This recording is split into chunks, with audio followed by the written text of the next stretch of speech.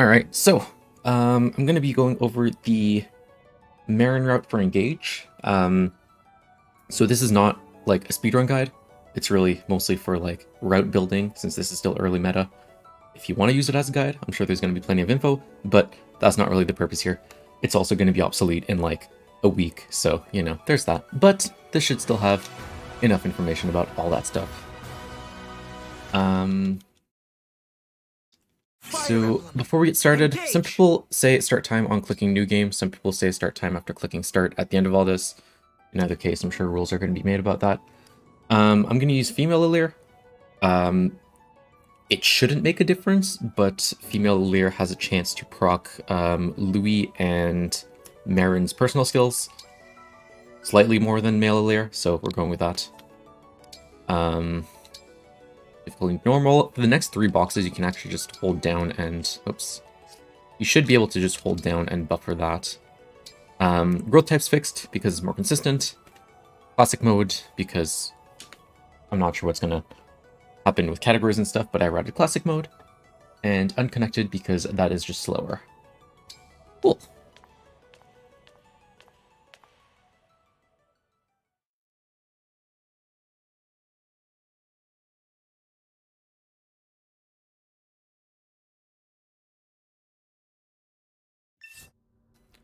Okay, so for all this stuff in settings, I go up to take guide displays off, even though all the tutorials are there anyways. Then left, left, left, right, right, right, and I'll do my best.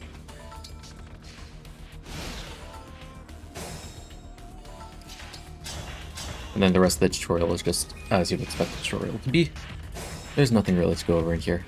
I'll never yield. Oops.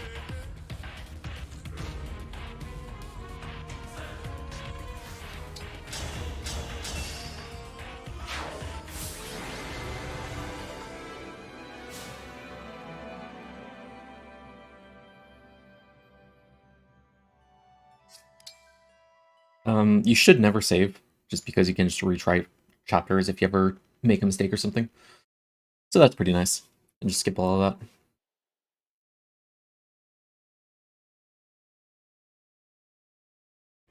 Alright, so chapter 1's on a timer. It doesn't matter if you kill the enemies or not, so we're going to put Illyr in the bush so that both of the enemies can attack her.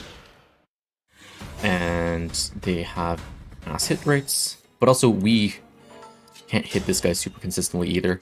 So he might not die, but we don't really need the XP. You can go for it. Early XP, we do need to hit a certain level before Lumera.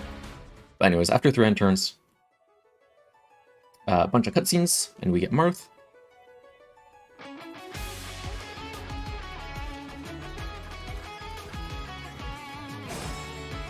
going to select Illyr, press start to engage, press R to equip the rapier, and that should be the end of chapter 1.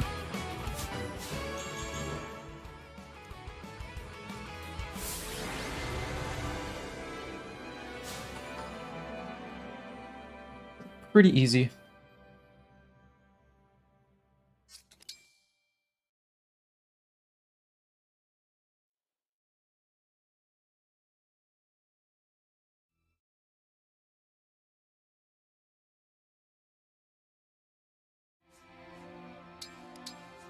Oops.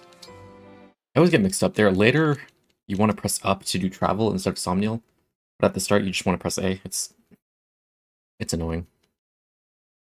We will be doing a bunch of the visits for the iron and stuff later, but there is none right now. Or no, that one's rather not worth getting. So for this one, we want to start off with Fram attacking. This is to guarantee the kill. If we don't kill this guy, he's going to attack Clan on enemy face, and we don't get the XP. So we want that. Yes, here. And then Vander can one-shot this guy.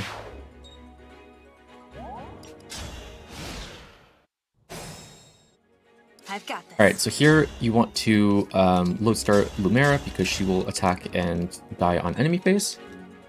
But if you just attack her, you don't do enough damage, so that saves a bit of time. And it's all good.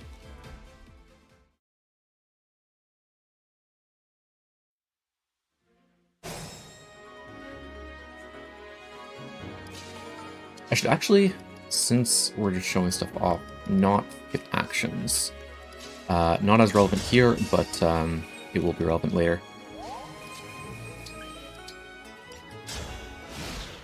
Alright, so this guy attacks Alir, and we get the experience for that, which is good, and we need that point of strength. Okay, so we're gonna go 3 up, and then wait. Wait, no. I already messed up, nice. You're supposed to go 3 up, and equip the Raper when you engage with Marth. Because one of the horse units comes in and should die off of you with the Raper. Queen. Vander, attack. Okay, so we'll lose out a bit of experience, but either Rapier or Iron Sword does kill Lumera as long as Vander did hit, which he has a 93% chance to hit. I'm gonna load start you, and hopefully that bit of experience isn't gonna bite me later.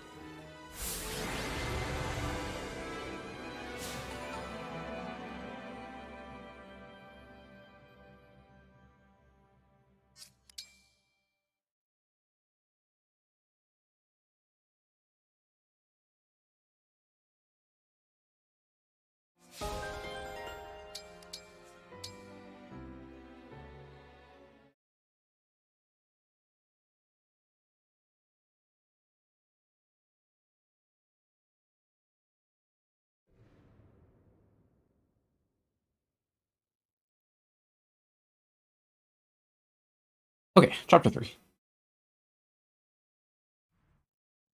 So this one is very variable. Alright. So we're going to start and equip the Raper and hit this guy. And he survives. And this is really variable whether or not this guy hits you. So he has 81. He has a 40% chance to hit you. And if he does, he breaks you, and then he survives, and he survives, and you also take damage. So, oh, nice, that was a crit.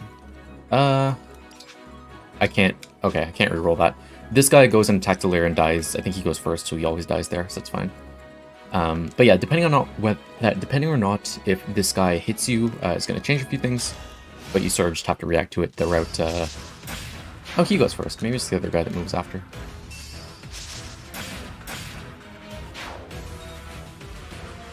Alright then. And then if this guy attacks you from the side instead of the bottom, this guy can't come in. But that doesn't make a difference because Etier can one-shot them anyways. And then cutscene.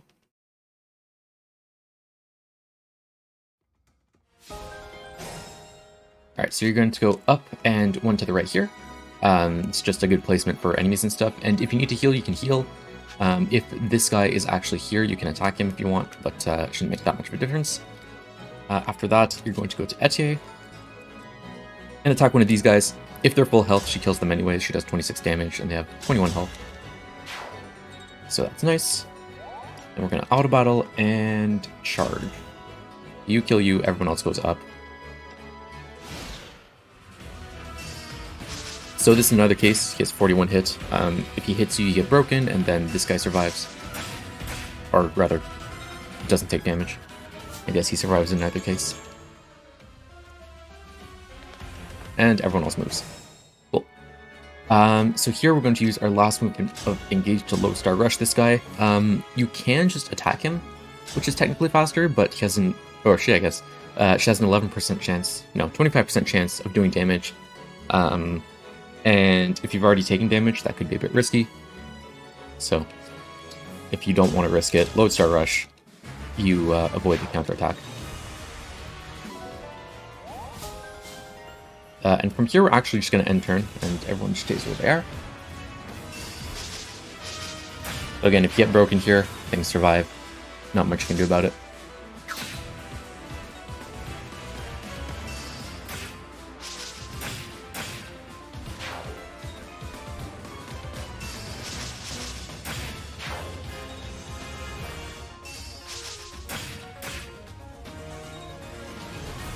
He should attack, yeah. But she's fine. And then for the last turn, if you dodged everything, this is good because you can auto battle charge, and everything else dies.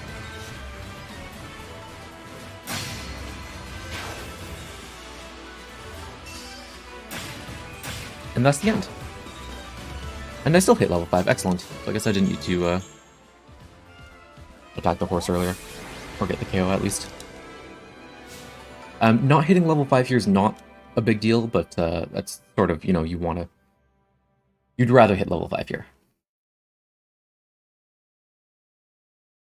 But yeah, that map, depending on how many times you get broken, you might have to do an extra turn, but it shouldn't be too bad. You just auto battle again and everything should be fine. Alright, here we're actually going to roam a bit for iron, which is just behind this pillar. And go to the next chapter.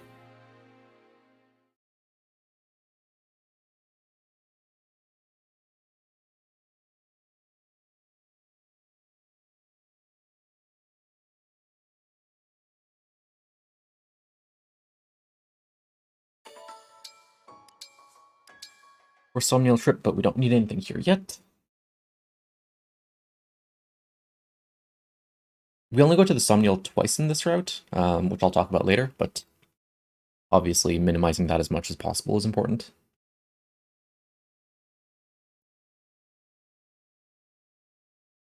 Alright, so we got the Sigurd ring, and that one we're going to give it to Vander for now. So, text box, Vander, Lord Sigurd, and that's all we need.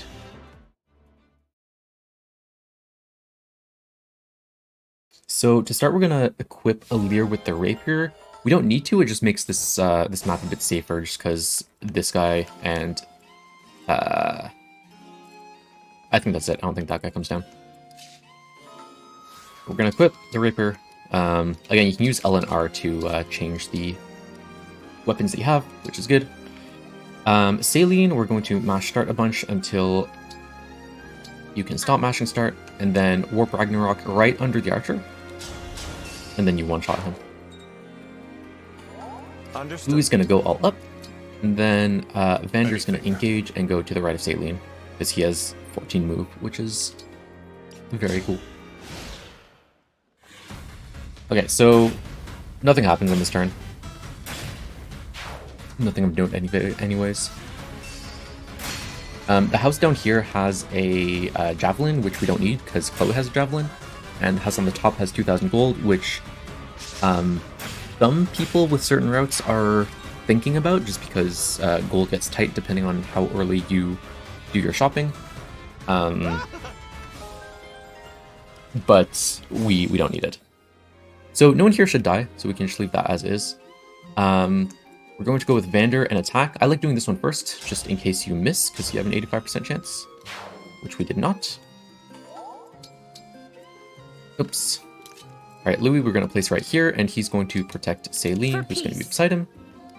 And Saline can take out this guy pretty easily.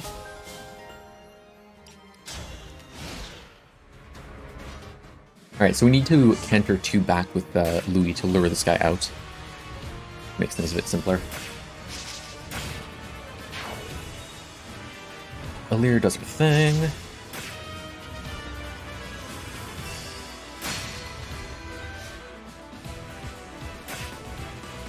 Well, that's upsetting.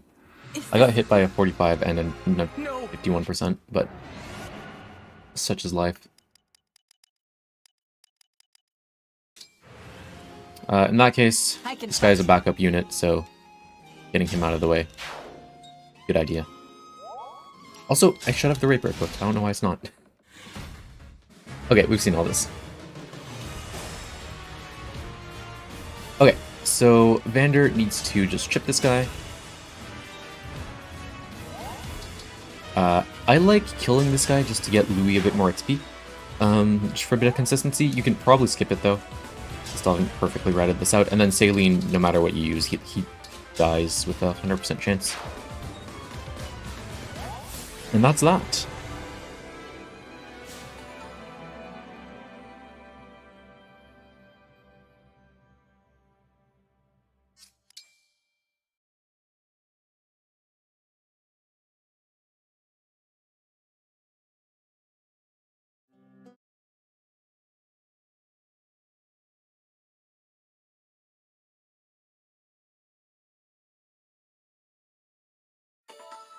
Okay, there's 20 iron right in front of you.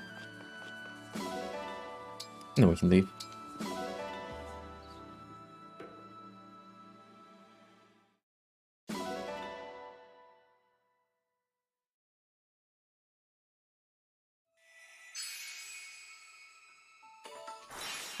For moving around, you can either move with left and right, or you can press X down A. I'm going to be doing that for the entirety of the run. So just X down A. It's pretty fast. I think there's one chapter that I don't do it on, but that's because the walking thing is so short that it's not worth it.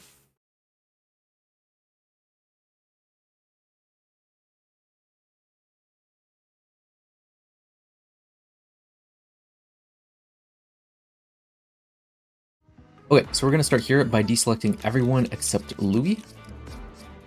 And then for the emblem rings, we're going to give him Celica. Celica. Because he is a mage, and he is meant to be a mage. And then we're going to trade with Chloe, her Javelin and Vulnerary. And start.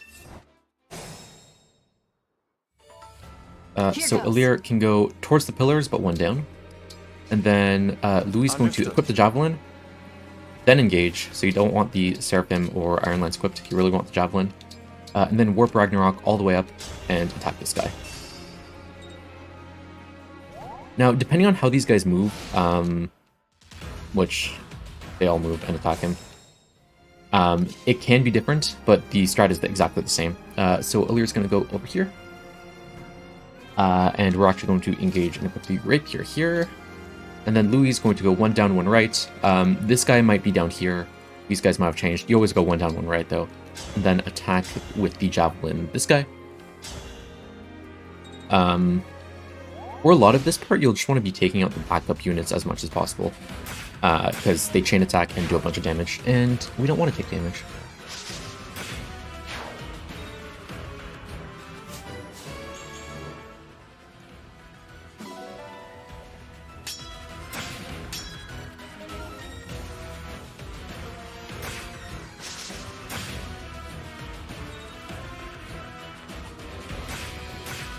Yeah, so the chain attacks do stack up a lot, so...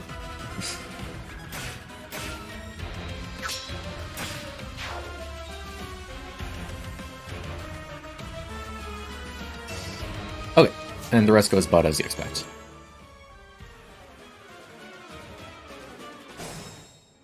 Okay, so here you have one of two options. You can either heal or attack this guy, which you'll need to get out of the way eventually. With care. I'm at 13 health, so I'm just going to heal and move as far up as possible. If this guy's on this side, or if someone's blocking here, be careful around this guy, because he does have a hand axe and will chain attack if you're anywhere around him, right? So just careful with your positioning, but we're going to try to move up towards the boss without being in anyone's way.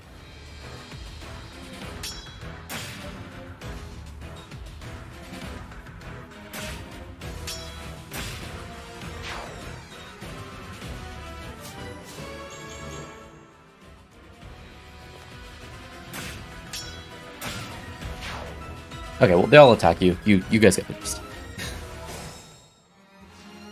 Alright, so he moves first, and we need to get this guy not full health. So we'll just move... Yes, we want to trigger the boss here. Here and attack him.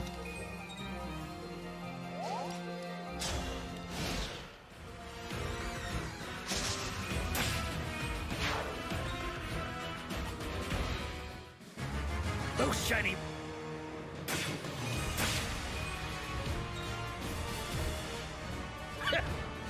That's all you got.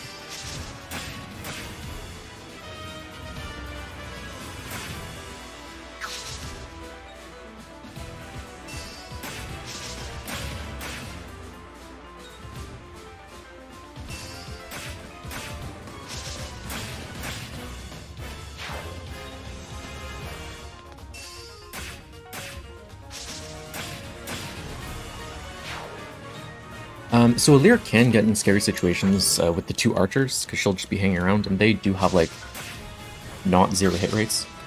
So it can get a bit scary, but the next turn, both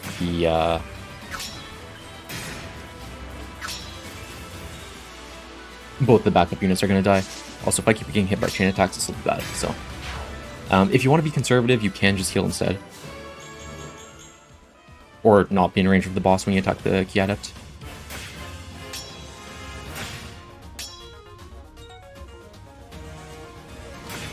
Oh no. Yeah, okay, well. Lesson learned.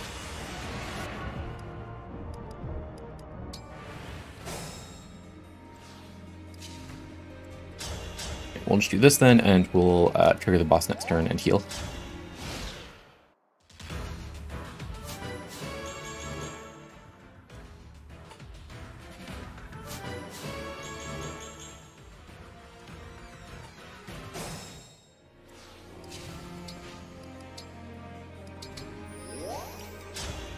Okay, and now we shouldn't have a problem. Except Valir does, alright. So we'll attack the boss again.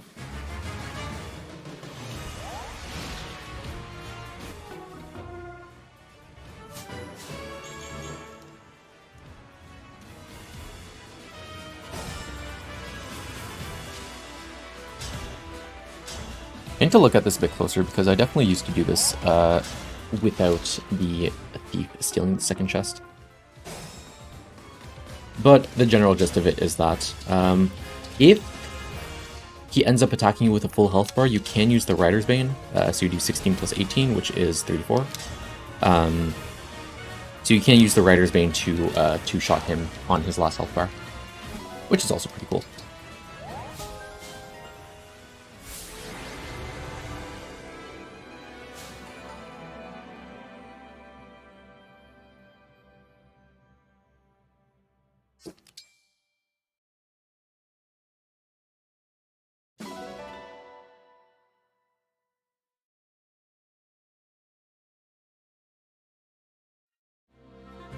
Okay, so we can skip the travel here.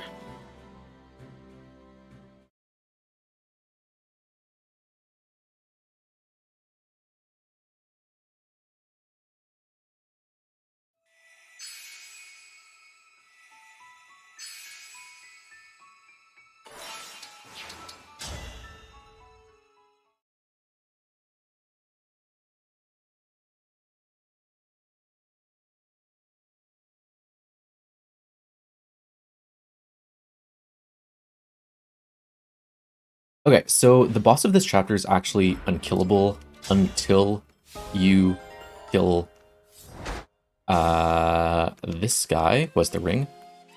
He's going to focus Alir unless Alir is in the bushes. So Alir goes one up. Then Vander is going to go by the torch here. And wait. And Louis with the Rider's Bane equipped, which actually shouldn't make that much difference, but you can Warp Ragnarok diagonally from the torch and attack the guy on the bottom. So the Rider's Bane one-shots the guy on our right, which again, I'm not sure if it's necessary or not. I guess two-shotting him would give us more XP, but I'll just skip everything. Okay, so this guy's attacking Yunaka, and he'll die next turn. Unless she gets a crit, he might be able to die early. Sigurd, you're going to engage and move to this spot right here. And you're going to be blocking off a bunch of stuff. And then press L, go to Etier, and she can take out this guy who otherwise is a nuisance. And then Louis moves up. Yeah, so we get cutscenes because Yunaka killed the guy.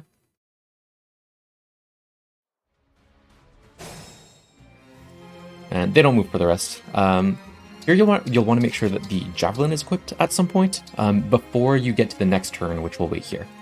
Just equip the Javelin, and nothing else here matters because this guy for some reason goes for Vander instead of anyone else. I don't quite understand why, but it is what it is.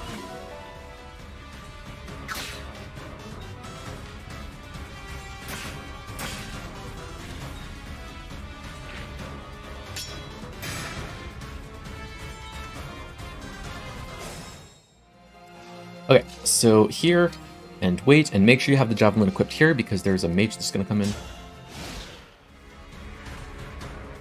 Not that one. There's another mage that's going to come in.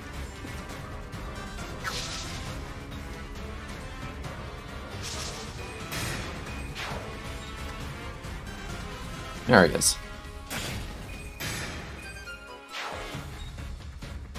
Okay, so there's a big chance that you took damage here, which, if you did, we're just going to go up and heal.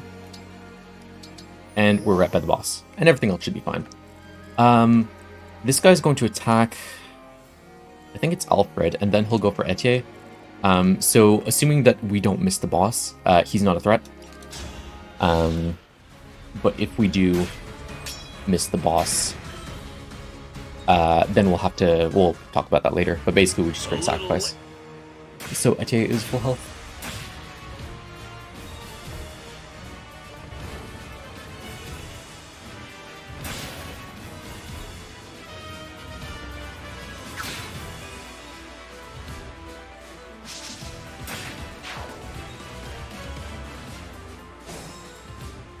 Okay, so from here we want to attack with the Iron Lance because that has the highest hit rate and is going to kill. Javelin will not. So let's go up to him in Iron Lance, and he is never going to move out of the heal spot, so it's going to keep on doing that.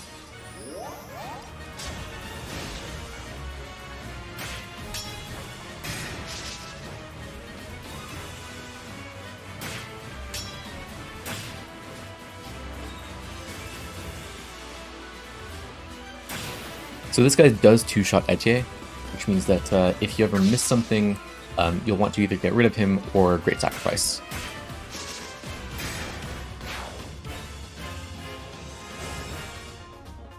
So with Yunaka, you can just press start and move to a bush, and she'll have like 0 hit rate, so that's fine. Or 0, yeah, 0 hit rate against her.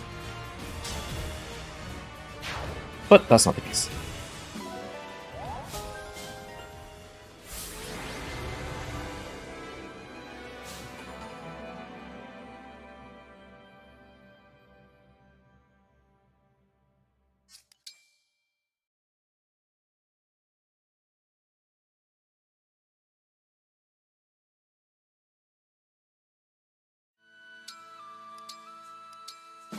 Okay, time to depart.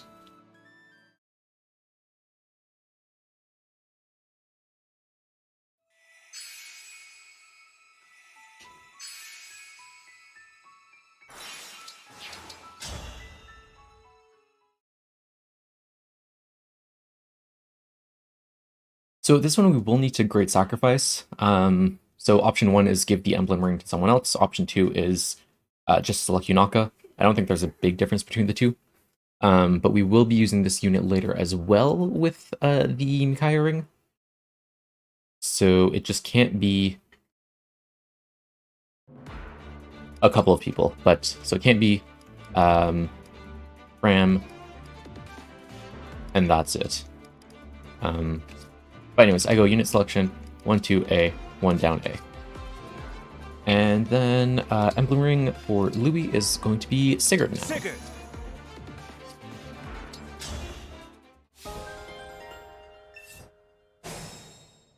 I'll do my best. So we're going to start by one-shotting this guy with the rapier.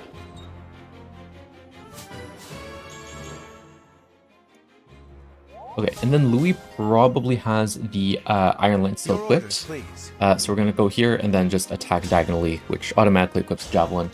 Javelin's important here because this guy has a Javelin, and he's going to move out of the way if we still have the Iron Lance equipped. So nothing particularly interesting happens in this turn.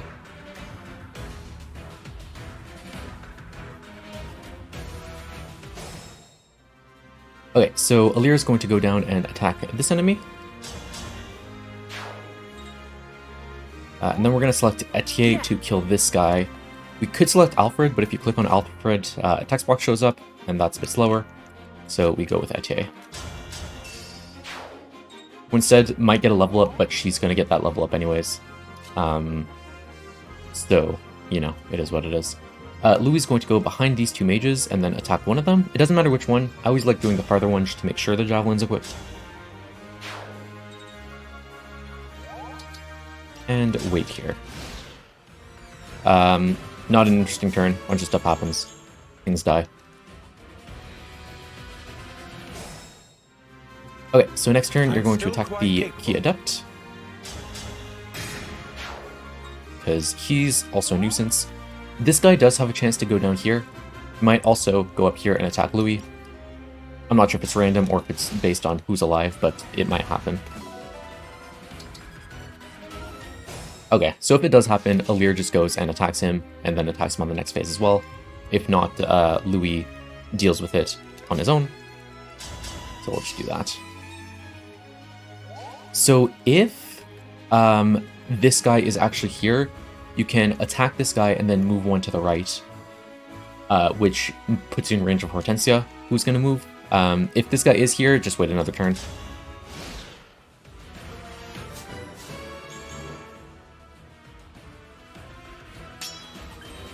Everything dies. Okay, so whether or not you kill this guy or not, either you canter 2 to the right or you move 2 to the right, and you wait right here. And Hortensia attacks you with... Oh, I forgot to hit that guy. Whoops! Alright, ignore all this.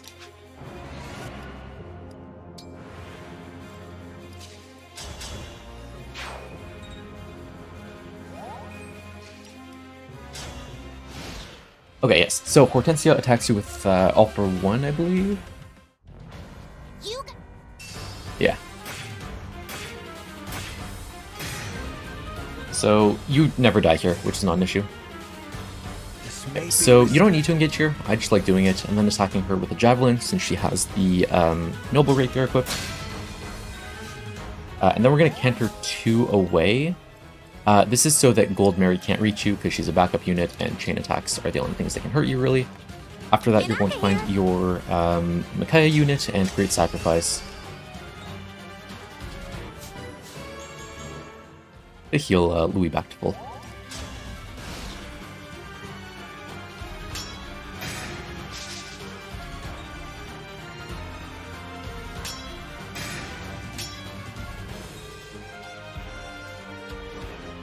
Alright, so Hortensia doubles you, but that's not important because we kill her on this phase. Okay, and then important here, we're going to override because that avoids the counterattack. And then, since she has the Lucina emblem equipped, we're going to move 2 away, or else she also counts as a backup unit, so we're going to get hit a bunch. And we don't want to get hit a bunch. We're just going to canter 2 away. And that should be the end of the chapter here.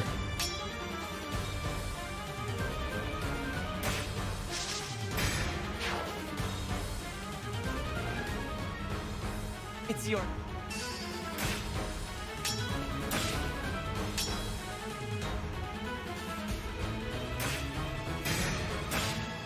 And we will see all of these guys later.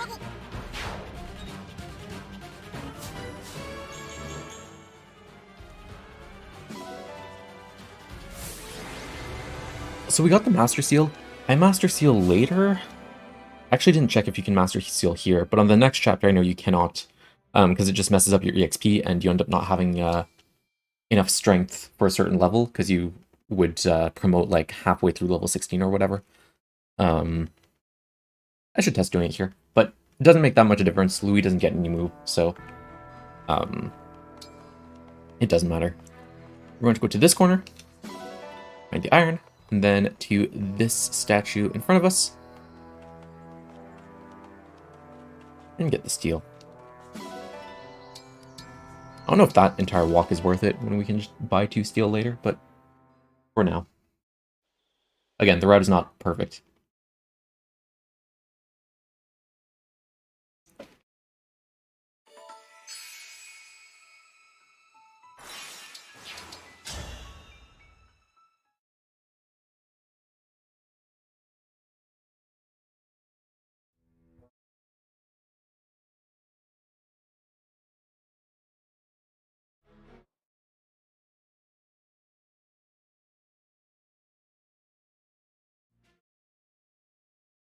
Alright, so here we don't need to do any preparations.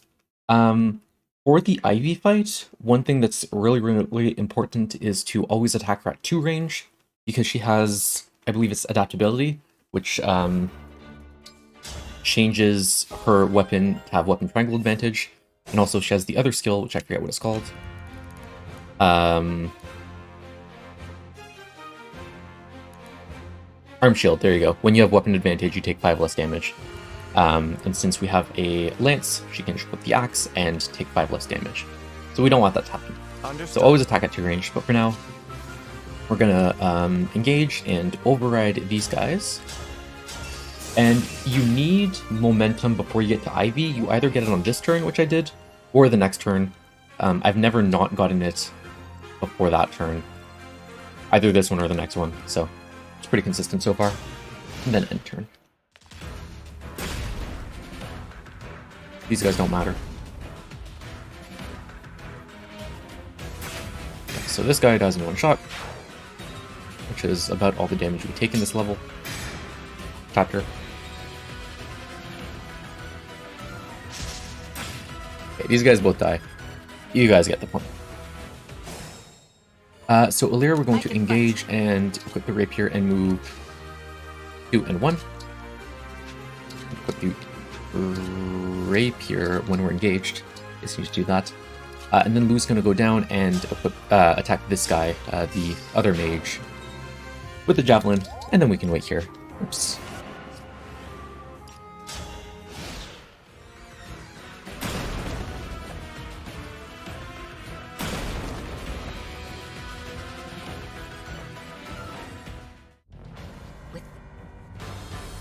So Ivy's super slow, so it actually doesn't matter.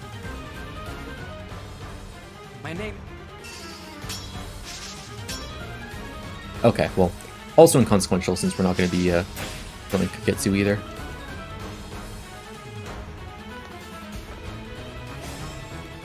Okay, so here we're going to attack one of these guys. If this guy ends up going here, this guy would attack you from the side, which is a bit better.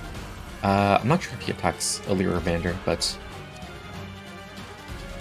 in either case, if this guy is alive, you do want to attack him, or else he goes for Fram, which I'm not sure if she survives or not. Actually, I guess in this case you don't need to attack them, but you do need to use Etier to kill this guy.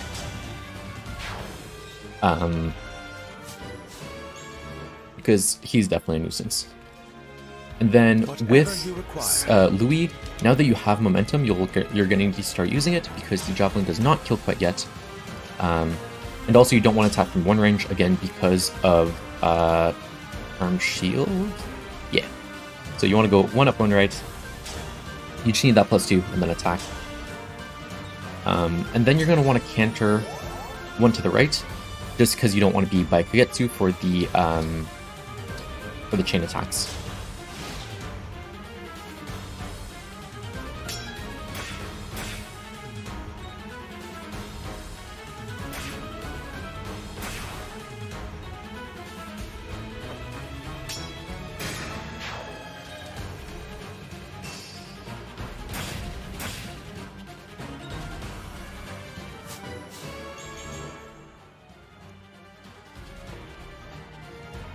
Lee.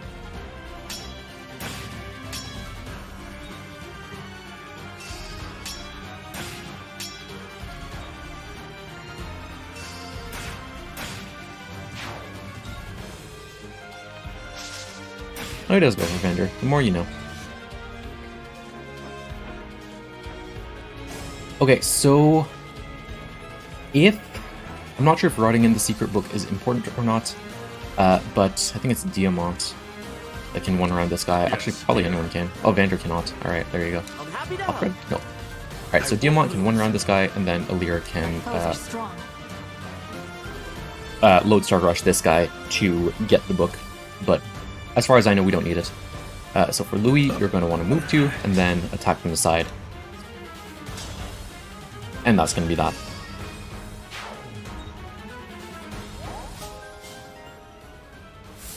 Talk about fast strats later. Oh, does he?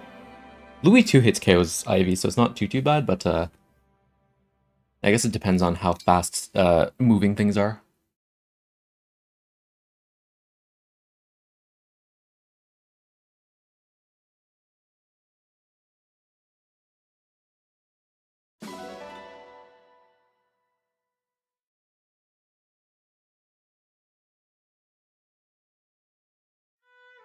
Alright, so we can skip the iron here, but not the steel yet.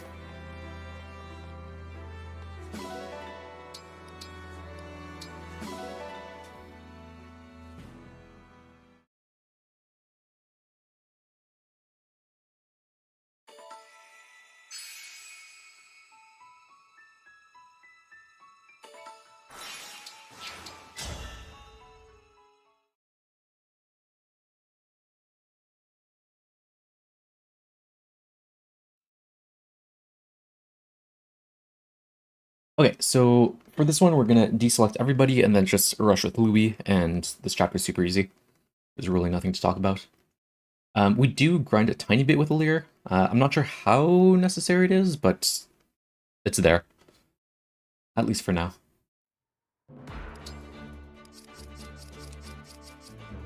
Oops. It ate my input. Your orders. Okay, please. so we're gonna engage and move, and end turn. And nothing attacks you, things only go for Jade, which, you know, is this thing, I guess. Nice.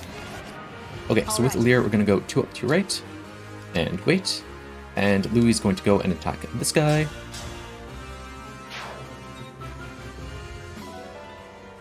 And we don't need that. And wait. We do have the talisman. We actually don't need it for either of the IV fights, so we're gonna use it later though. But if you ever used it earlier, you know, not a bad thing.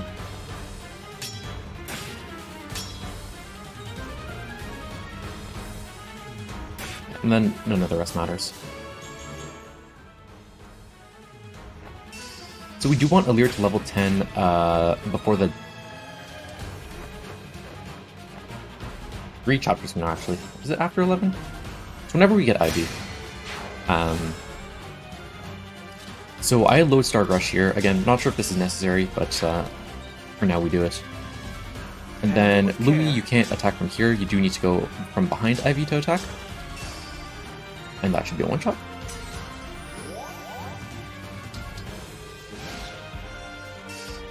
When things attack you.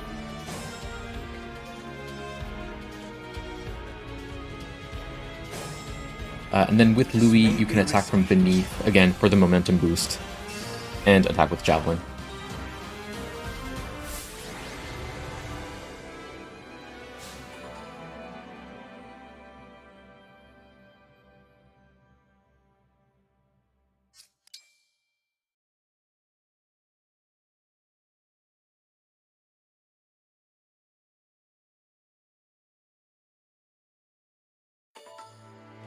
Okay, so we're going to quickly grab this guy and this guy. And this time we're actually going to go to the Somniel to do a few forges and get a couple of skills.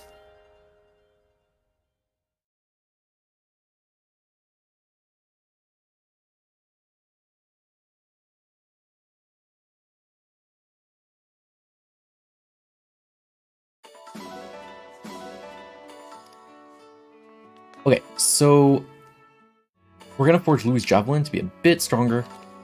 Well, here's how the smithy works. So Louis' Javelin is right here, and we can get it to +3. We'll have 10 and 10 left. And then we're going to engrave it with, oops, with the genealogy emblem. And then we're going to engrave Alir's sword with the Dawn emblem just to give her a massive amount of dodge. I'll be here. And that's good. Next, to the arena. So we're going to put Cantor on Alir, and that's going to help a lot. Both in Chapter 11 to make it shorter, and also in a lot of the later chapters.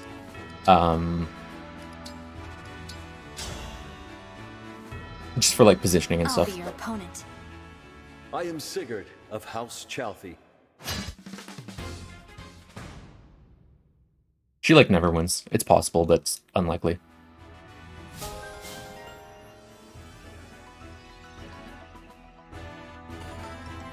Okay, so before we go do inheritance stuff, Louis does need to bond with Sigurd.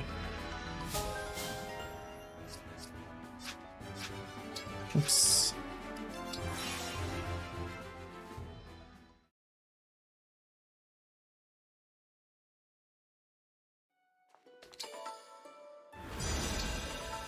And then we are going to grab Canter for both of them.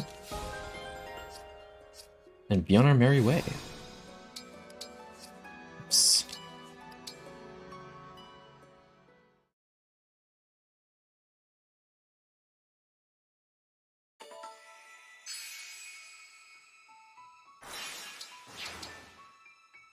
Or just...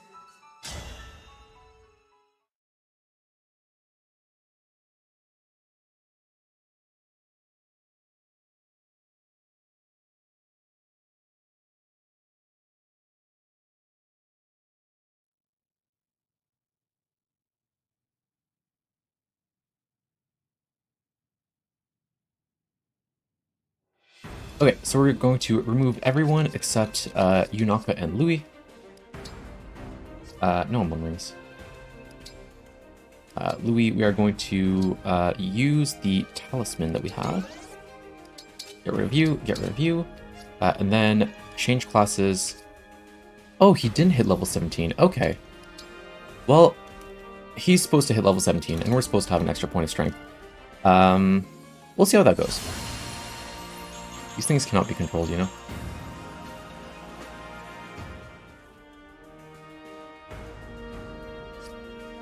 Okay, so manage skills, we're going to give him Cantrip, because he'll need it for the next chapter, and then press L and give the same thing to Alir. Then in the marketplace, we're going to buy for Yunaka the rewarp staff.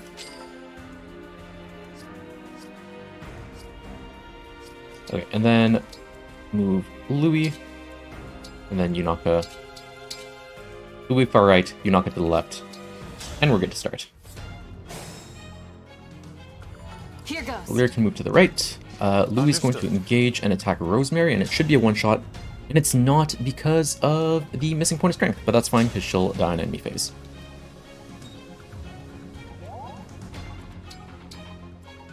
Whatever you need. I don't see that making a difference. So we'll see how things go. Okay, that's fine. I guess he does attack first, so it doesn't actually matter.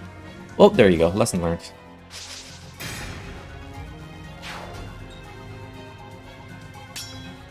Alright, everything else happens as normal. The armor guy is going to block Yunaka, but you can one around him with the rapier.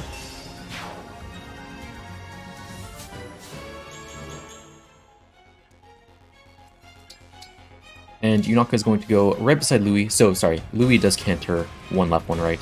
One left, one down. And then we're going to rewarp all the way up.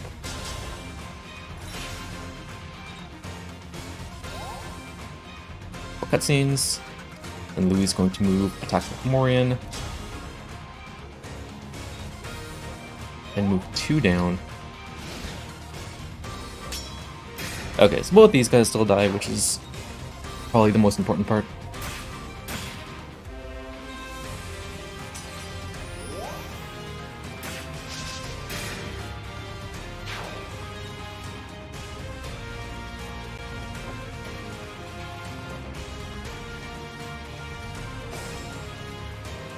So from here, Louis is going to override this line of enemies because they all get one shot and is a big headache that we get rid of.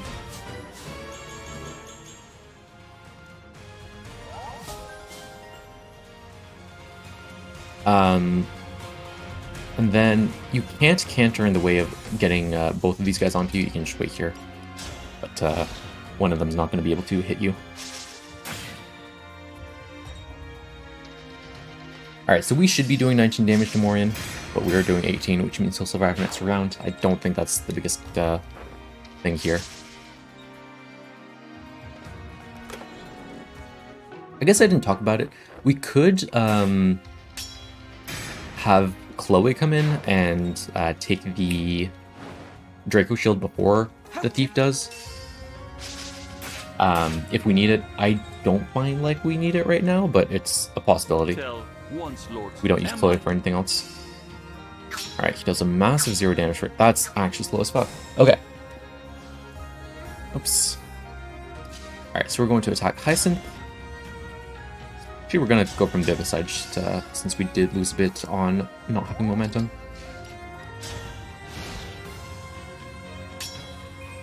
So Morian should be dead here. He's not. We'll live with it.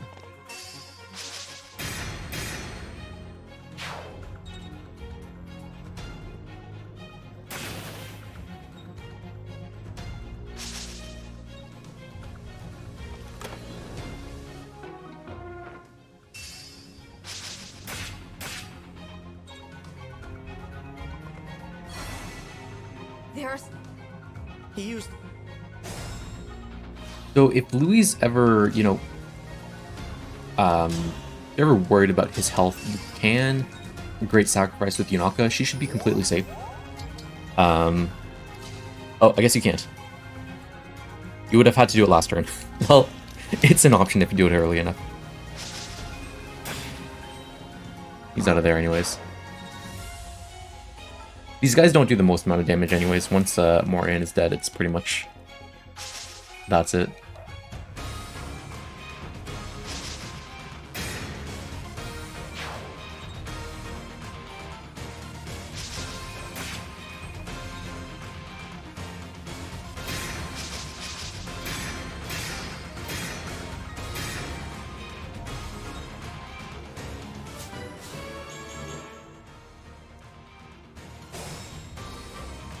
Okay, so here you should be able to do it with only 2 moves. Again, since I was short, we're just going to do a few more.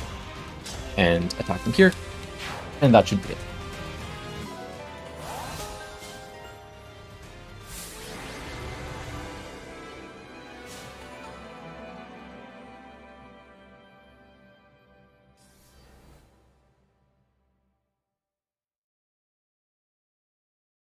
From here on out, Louis' strength doesn't matter. I think that was the only chapter where it mattered. Which even then, like, you can get around it, like, not super, super difficult.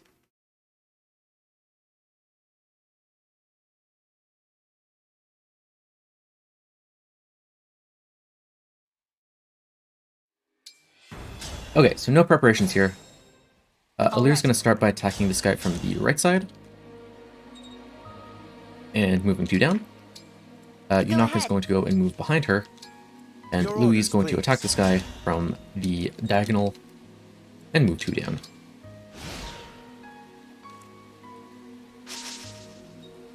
Irrelevant.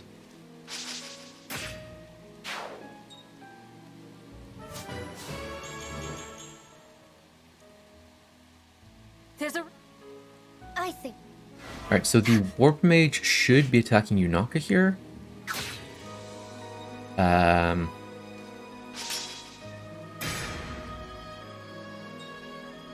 It's pretty much never Alir, it's always Yunaka or Louis.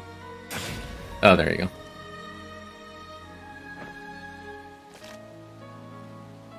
Go! Okay, so Yunaka can one-shot this guy, and has a 100% hit, excellent.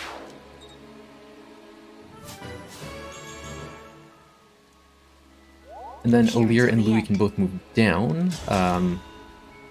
Okay, cool. So you don't need to move the max distance down, I find at least. Let's see, if you move here, you have... So no matter what, whether you're here or here, you can't get to these trees without an attack, which I'll talk about later. But this guy at least will be able to eliminate like this. And Louis goes behind Alir. Yunaka probably dies here. And someone attacks Alir, but that doesn't matter. So for this guy, you can finish him off with Louis. Then Louis can chill in the bushes for the rest. Alir all down, attack this guy, and we're gonna wait in these trees. And from, I think it's from this line. So 1, 2, 3, 4. Yeah, so from this line, it triggers Ivy, Kiketsu, and Zelkop to join you. If you're in this line, though, you can finish it in 2 turns, which is what we want. Yunaka dies here, but that's okay. She did her duty.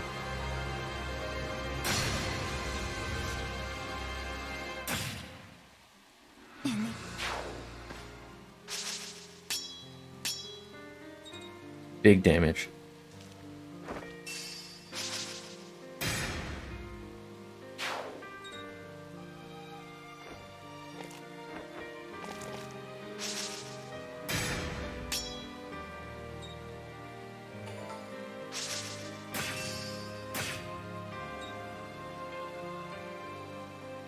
The current path.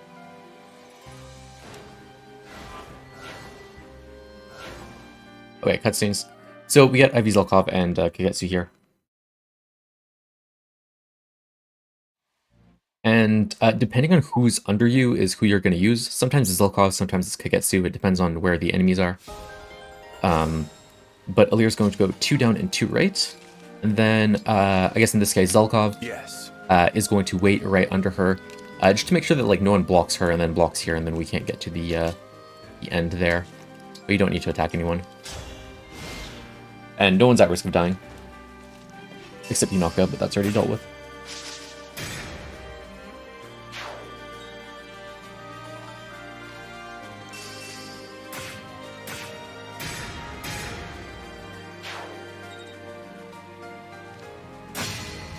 Ooh.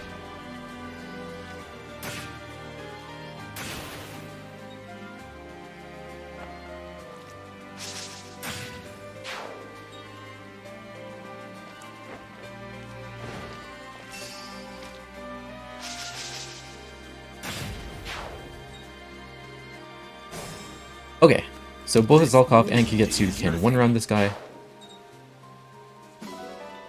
And then Alir can escape. And that is chapter 11.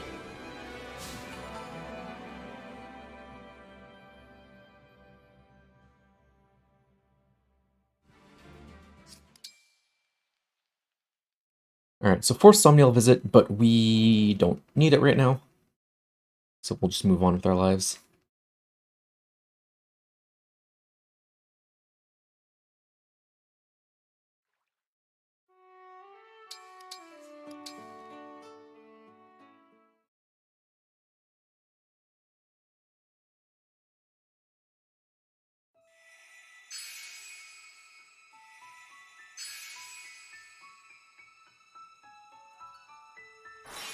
You can press start to skip any of the reinforcements coming in.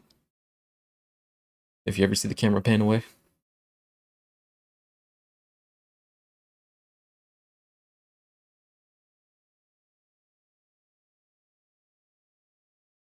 Alright, so we got 2 Master Seals in the last 2 chapters, so we're going to use both of them on Alir and Ivy.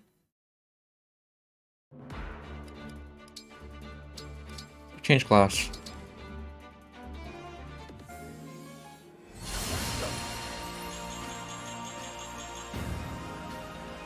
You can press the R button here twice to go to Ivy. And just press A.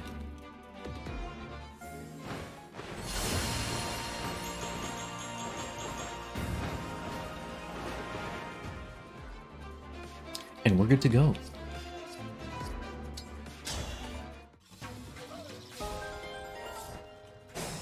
Okay, so Alir's going to move here. This guy's going to counterattack us 3 times and end up dying, and we'll do this in 3 turns. That's all you got to do for this guy. Pendreo, we're going to warp Louis all the way over here. Then with Ivy, we're going to wait right here, grab Louis again, attack this guy, which should kill. It still does. That's good. And then we're going to wait right under this guy.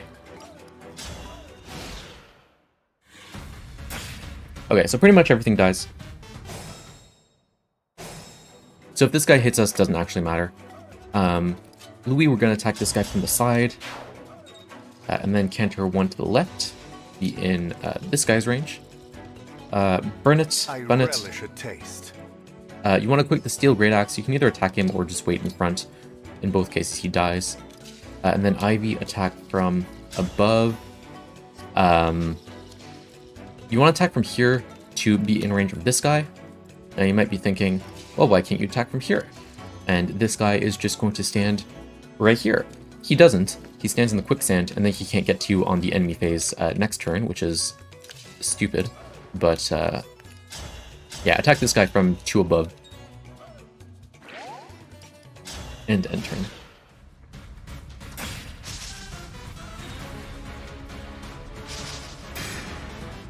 Yeah, so Steel Great Axe 1 rounds. I guess you don't need to equip the Steel Great Axe if we're going to do it in 3 turns anyways. But yeah, so now he's out of the quicksand, which is actually important.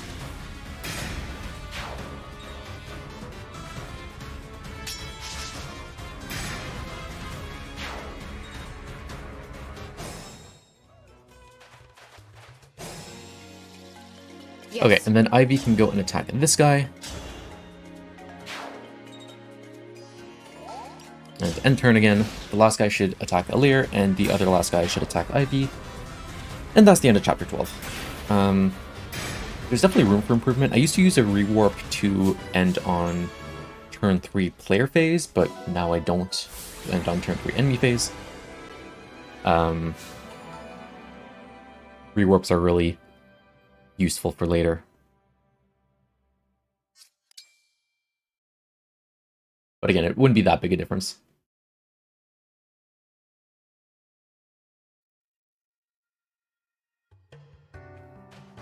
Okay, so the iron is this bundle. Then all the way at the top is 4 steel.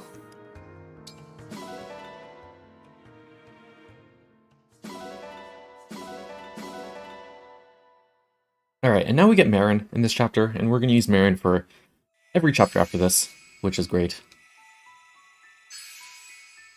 Or I am anyways, this is again the Marin route. I know there's other routes, either soloing with Alir or using Ivy from this point on. I think those are the other two routes being worked on, but I use Marin because she's really good. Her bases are insane. And I think the Alir route also promotes to Wolf Knight, just because Wolf Knight is a really good class.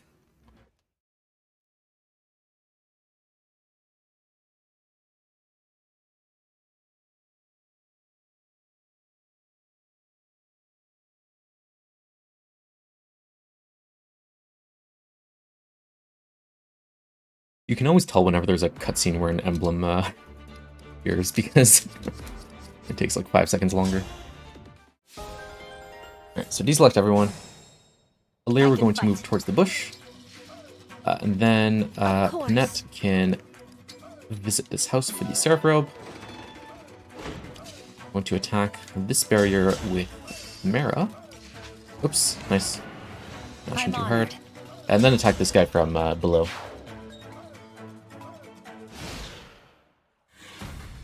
So, we're just going to skip the enemy phases here because nothing actually happens. It's possible you get hit here and there with Marin, but it's not that big a deal. If you need to heal, there's 2 good spots for it. So first good spot is right here. You can heal with the elixir you have.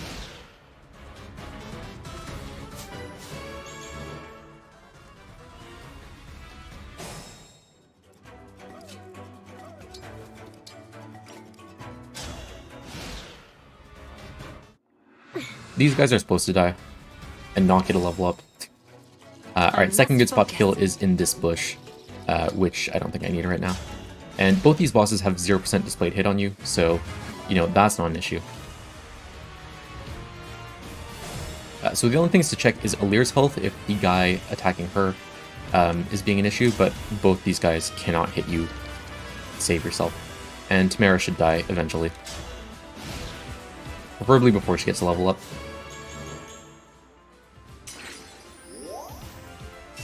Oops, there you go. And from here you can attack with Marin to save a turn, but you'd have to attack both the bosses, and it's just faster to... Or, I guess I didn't time it yet, but it feels faster to just end turn until the game is done.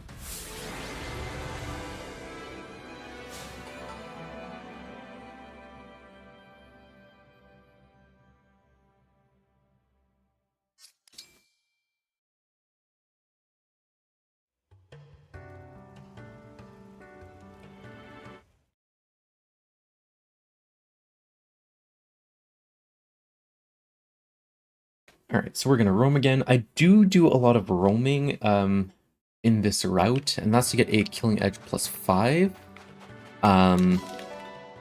which gives you an extra 5 crit. So I'm not sure if it's actually worth it to, you know, take all the time after each chapter to do all of this, or if you can just get away with like a +3 or something. We'll have to science that as well.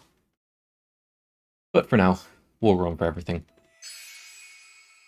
Alright, this is the one that I just walked to. which can just buffer the right input, which is pretty cool.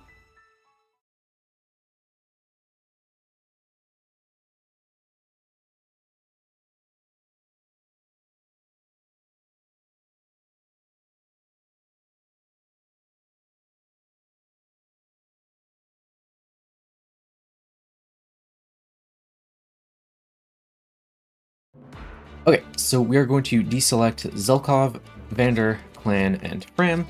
Zelkov just because our next chapter is going to be better for positioning wise, and these three are liabilities and will die. We're going to give Marin the Ike emblem. Sir Ike. And then Marin is going to... That's not Marin, that's Marin. Marin's going to grab the energy drop and both Seraph robes. Energy drop is important here so that you can one-round Zephyia. And Seraph robes is just for bulk and stuff. And then, I guess, still from here, L twice to you and grab the rewarp for 11 sword.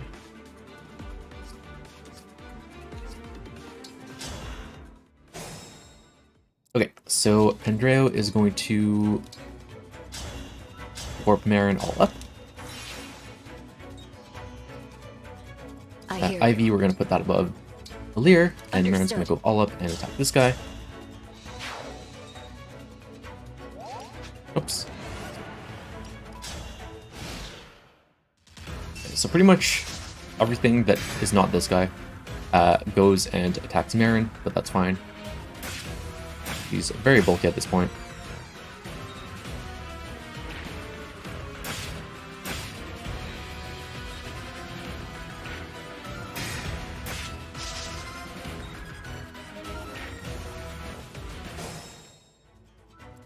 Okay, so Marin's going to go one right and all up, and we're going to use a Great Ether with the hammer.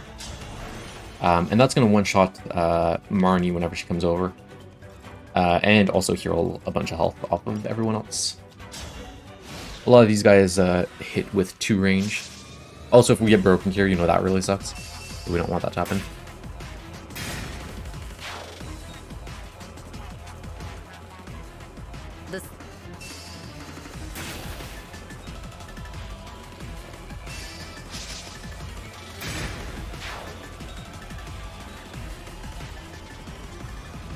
If Marnie hits you from the side, you also hit Zephyia, which is really cool, because then you can attack with daggers instead of the Silver Sword. And that is a tiny bit better. But it's pretty rare that she does that, so I wouldn't count on it too much.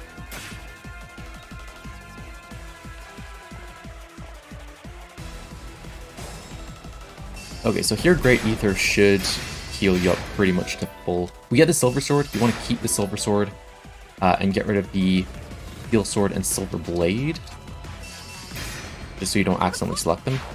You can keep the Hurricane Axe, doesn't matter. You can't select it. And we're back to full health. Isn't that fun?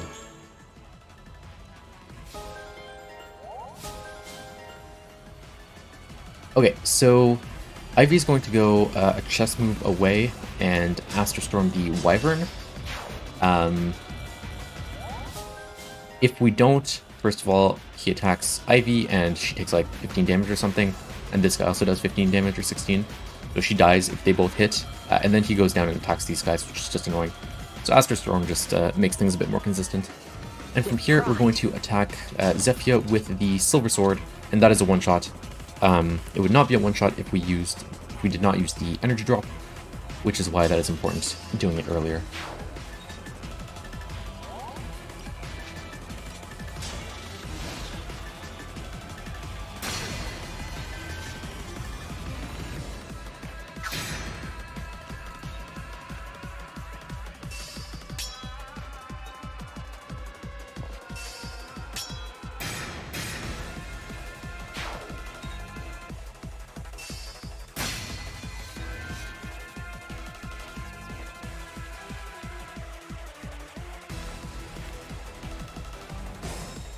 Okay, so Ivy's going to go here, and there's 2 safe tiles right here, so we're going to rewarp there.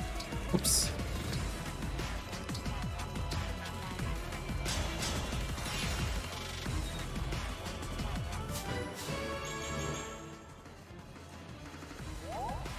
And we're going to attack Hortensia, holy, from range. So range is important here. If we attack her point blank, she will move to the stairs. And then we need to move here to attack her the next turn. And then this guy can't reach us, so that's bad. So we need to attack her from range here. She'll move one to the side, and then we can attack her from here. And that is important. So attack from range. Okay, well, whatever. So it's possible that people die here.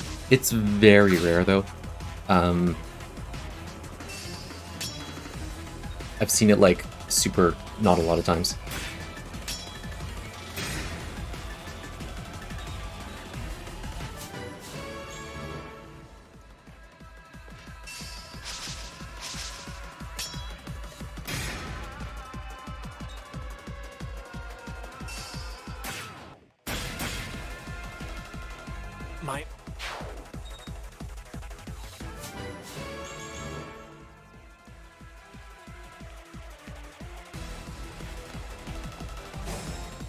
Okay, so Ivy's going to go all up and use another rewarp to get in this room. Then Marin's going to attack Hortensia.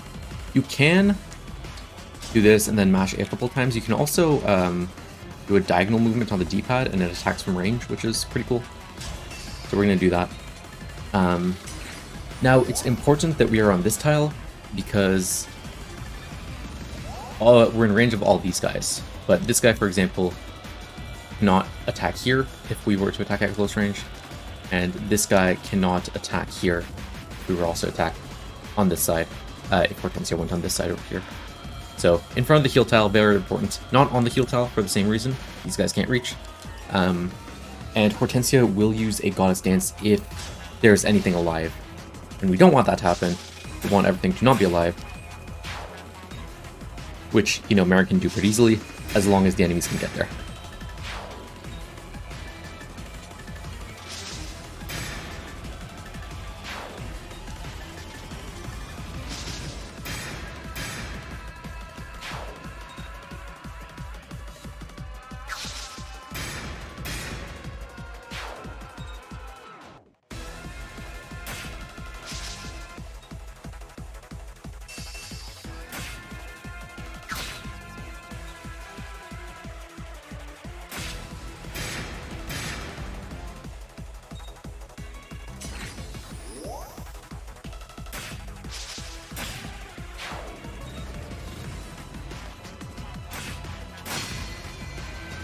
What the heck?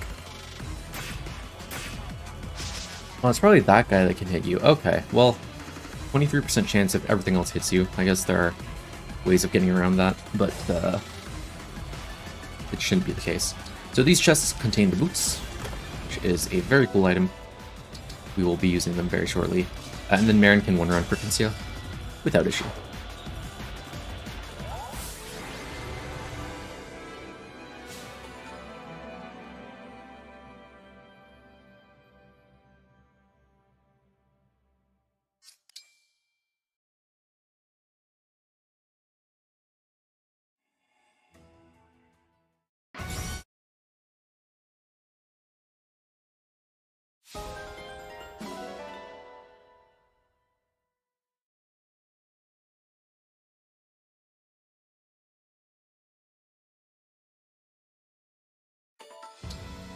Oops. So from here, shoot, where are my notes? Ah! Yes, okay. We're going to grab this bunch of steel. There's iron, like, way in the hallway over there, but you need to go all the way around.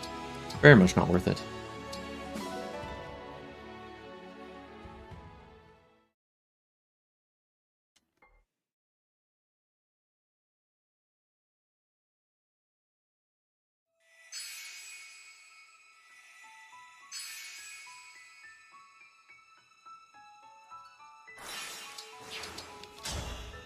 Okay, so the Seedle chapter.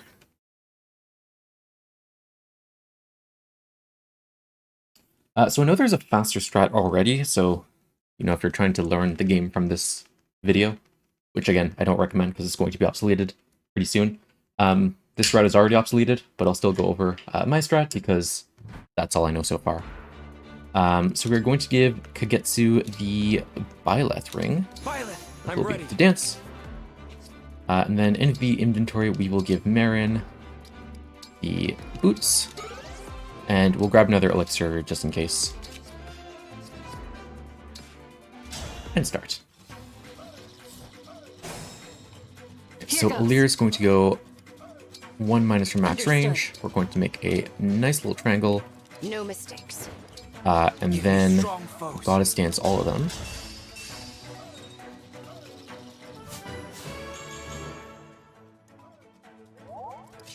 Then Alir move closer to Seedle. Marin's going to go and break this door from not the miasma. And then Ivy can wait here.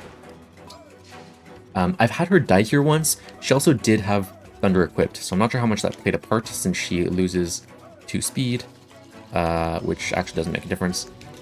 But we think it was a lucky crit because I think she has 4 luck at base, which is ridiculous.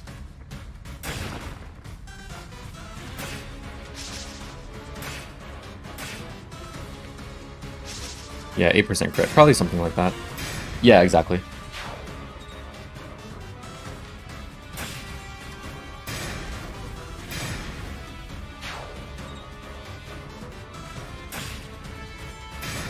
It's actually a lot bigger than I thought, jeez.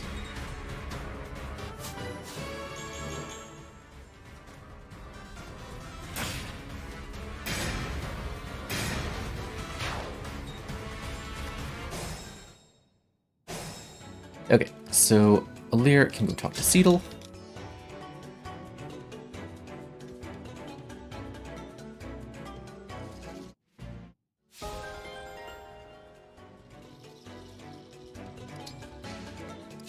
Marin can go all the way over here beside this guy.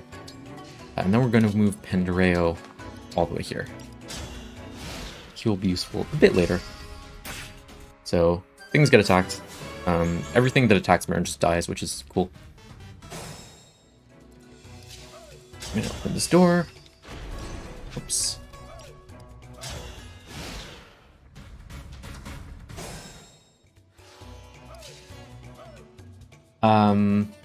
So you can attack this guy. If you need to heal, you can also use this turn to heal, but I haven't taken that much damage. We'll just do that. Seedle we can move all down with. And with Ivy, we can finish off the last guy, which I'll do from range because I have 2 health left.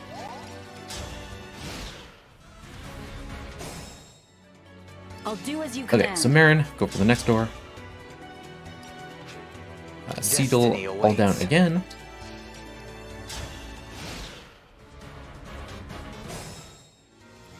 Okay, so with Marin, you're going to move to the safe spot between the miasma. Oops. And use an elixir. And engage. Okay, so engage, use elixir. I think that's what I've been forgetting. And wait. So a lot of things can attack you, but don't do any damage. Engaging does cut your damage taken in half, which is, you know, good.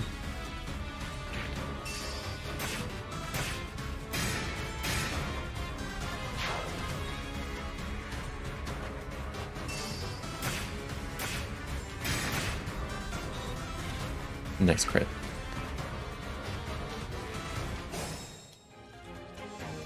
Okay, so Marin break the next door. And end turn. And nothing of significance happens here. Okay, I guess you level up, which is significant. Okay, and then Marin's gonna wait in front of this small window. And elixir again.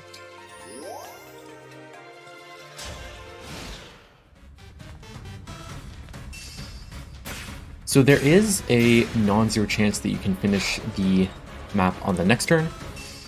It depends on these 2 guys.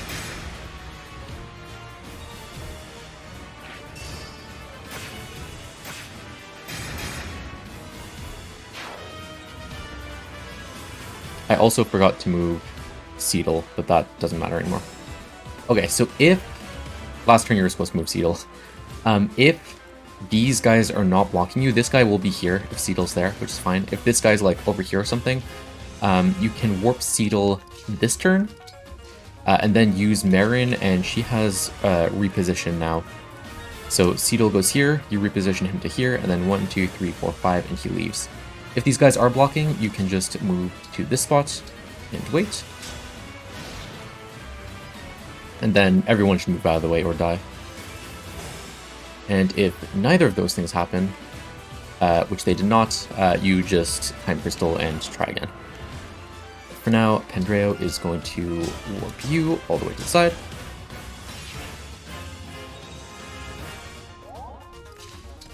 We're going to reposition you and end the map.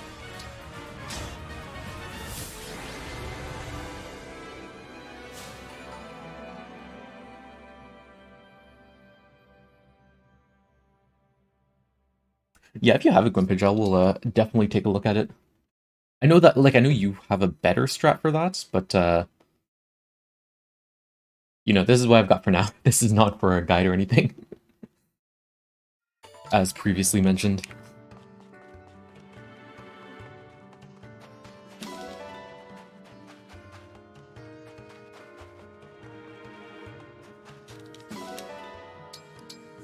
Alright, so Steel and Iron. So this chapter is pretty complex. There is a lot... Wait, no, not this one. The next one. Alright, we're not at chapter 17 yet.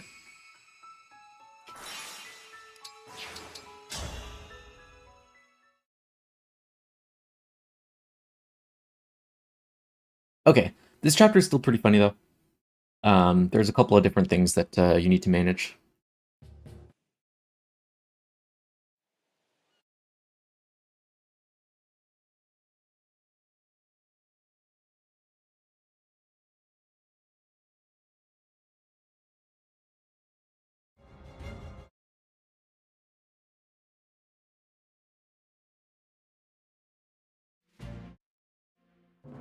Okay, we're gonna start by moving Ivy to Marin's spot. Then Marketplace, we're going to buy for the convoy a Killing Edge, which we'll be using in a few chapters from now. And then in the item shop, we're going to buy for Ivy a Warp Staff. Or Vulnerary.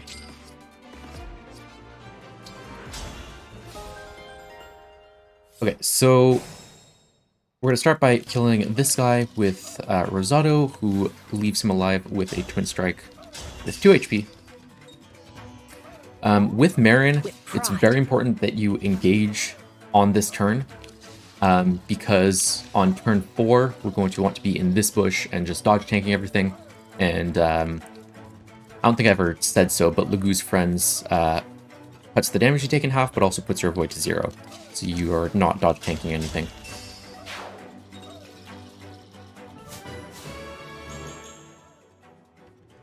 Okay, Ivy's going to wait right in front, and then Louie's going to go down here in front of this bush, and she's going to take a bit of damage, but that's okay. Mostly because of this guy. Okay, nothing else should happen this turn, though. Here goes. Oh, that's interesting. Usually he's there. Alright, so Louis can attack this guy, which normally is to the side there, but doesn't make that big a difference. And then Alir can finish off the guy under here.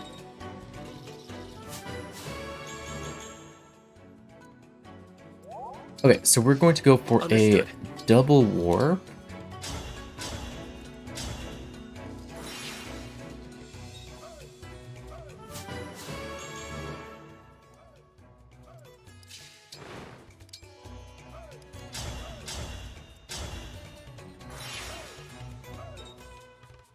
And then Marin's going to attack this guy. He's going to survive, but he has a Great Lance, which means that we hit him first. Never mind, I got a crit. Usually he survives with 1 health, but he attacks first because he has a Great Lance, which is fine. And then we're going to grab Rosado and Gold Mary just to protect Ivy, because these guys do a lot of damage, and her defense is Not as good as theirs. Actually, I guess Rosado has the same defense, but has more health.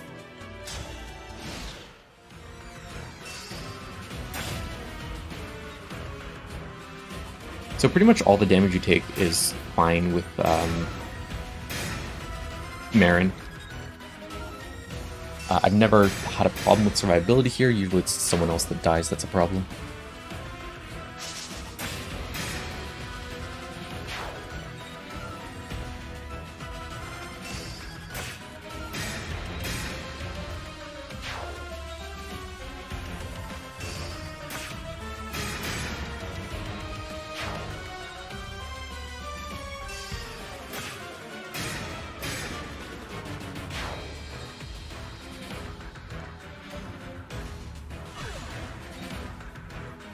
Freeze doesn't matter because we weren't going to move anyways.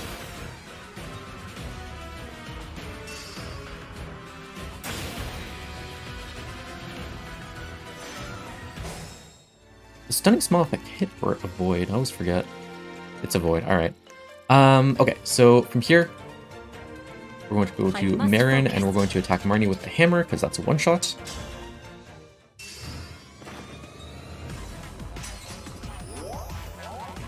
And then sanity check for these guys. If Rosado needs healing, you can with Ivy. Both the horses have like a 50% hit rate, so it's not too bad if you don't do it, but if you want to be safe, you know, you can.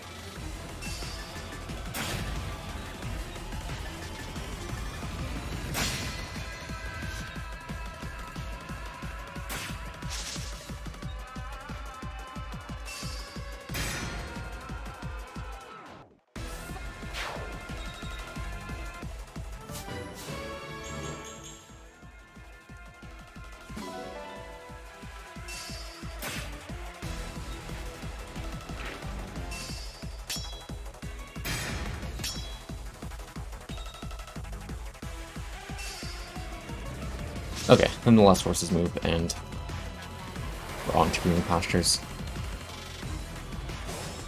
Okay, so these guys do a decent chunk to Alear. It's actually more than I thought. So if you do want to heal her, that's an option, which we are actually going to do.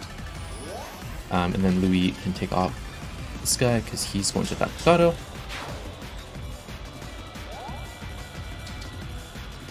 I bring both of these guys back and attack these guys. Is it Rosado one-shots this guy? No.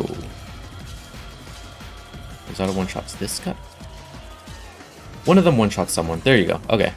So, Ivy one-shots this guy. And Rosado and Pendreo can attack this guy and do a bit of teamwork. Because or else they go for like Seedle or your Swisher units or stuff. Oops. I guess he still has, yeah, the shielding nerfs, whatever.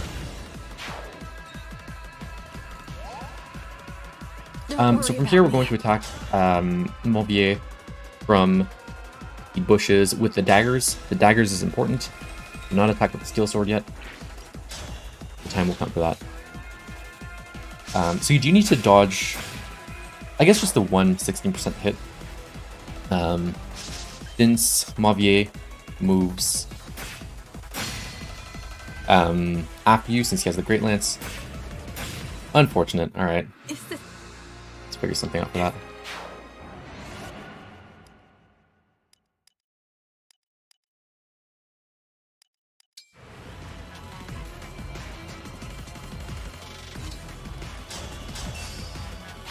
There you go.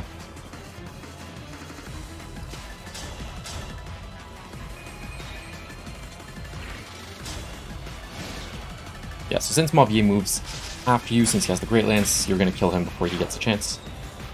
So I guess you only need to dodge two 16% hits, which... Gosh damn it.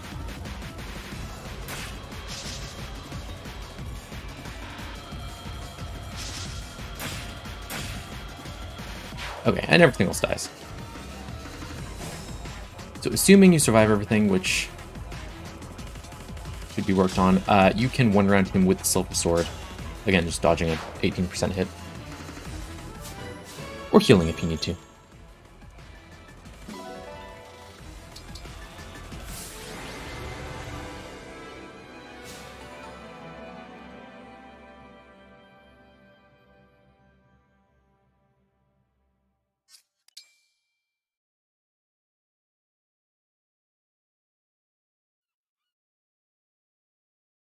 Okay, so chapter 17 is one of the bigger and more cumbersome chapters.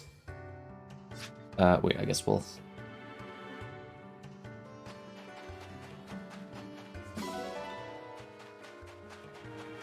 do this really quick. Again, we do need a lot of stuff for the Killing Edge for later. But that'll come when it comes. So yes, chapter 17. Big chapter. A lot can happen differently, which is super annoying and difficult to manage. The part where you attack and kill Gris is like super consistent. The part where you do everything else is less so, but I think there's a decent enough foundation for now. And, you know, you'll just have to learn and figure it out as you go, sort of thing.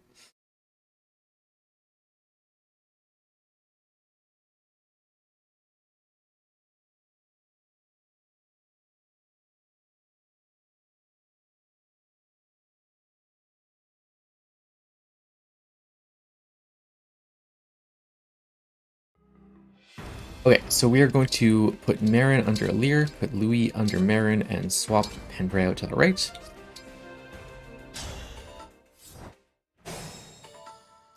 Okay, so Rosado can one-shot this guy with the Silver Axe. Or I guess, not one-shot, but one round. Yeah, you could use the Spear as well, but you do take damage because the Silver Axe does break him. Okay, and then Fogado, we are going to attack this guy. And to finish him off with Zulka. All is set. Okay, and then with Ivy, we're going to attack this guy from range. So far, all of these guys are as close as possible without being in range of Gris. And Pendrayo is just going to tank that because he has a massive amount of res. Please. And then Bunnet is going to go right behind them there. For these guys, so again, this part, very consistent, happens super easily. For these guys, a lot less so, but we're still working on it. Marin is going to go and attack you. Understood. Louis going to go all right and get danced by Seedle. And we're going to put Louis in Marnie's range. Because we want her as close as possible, as fast as possible. Everyone else is going to come gather around. Ooh, excuse me. All right. Okay. I wasn't seeing the red line, but no, it's still there. Alright, so Gris teleports and attacks Pendrail for all of 16 damage.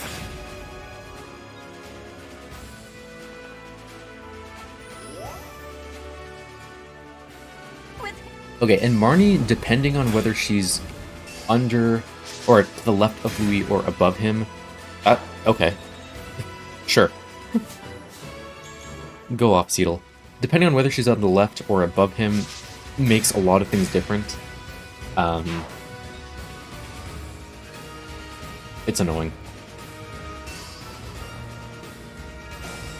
So if she's here, you can go with Marin and attack her with the hammer. If not, you just go here and Great Ether with the hammer. And one hammer attack and one hit from Louis is going to bring her down. Now she does have hold out, but engage attacks avoid hold out.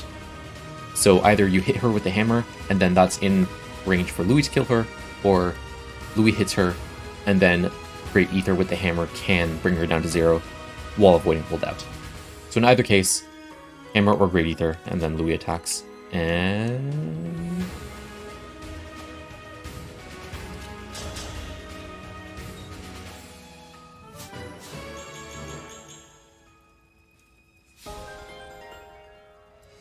so Alir, we're going to put in range of this guy, who's never going to hit her. And then everyone else just is going together and hang out for now. Okay, for these guys, we are going to start with Zelkov because we want that poison damage up. and attack with the stiletto. After that, we have Legato, who can survive a hit. And then Bunnet, who cannot survive a hit, but can finish him off. Steel Sword or Silver Axe. Steel Sword has more hit, 99%, so go with that. With Rosado, you're going to engage and attack him with the Great Lance. That's going to heal back a bunch of health, which is, you know, nice. And then you'll have to attack with Pendreo to do 2 damage so that Ivy can go in and kill. So that's ridiculously consistent. We're going to keep Bolganen instead of Rewarp. And Fortify can go to the Convoy. So the orders: Zelkov, Legato, Bunnet, Rosado, Pendreo, Ivy for the second kill on Gris there.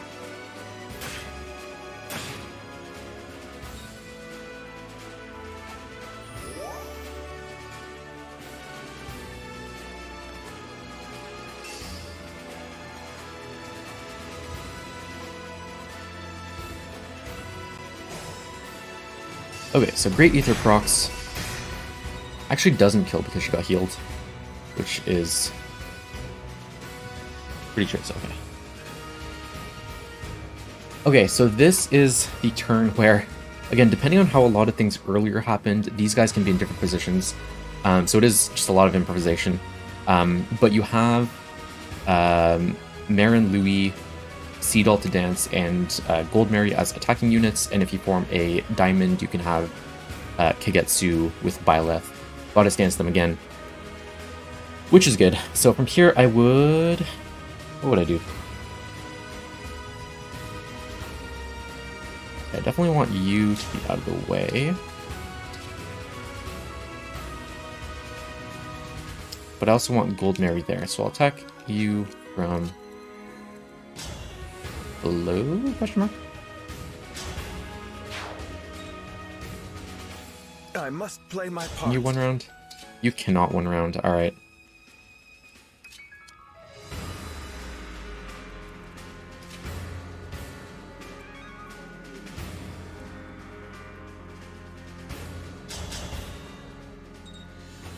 Do something like this, canter our way so that Seedall can come in and do funny things.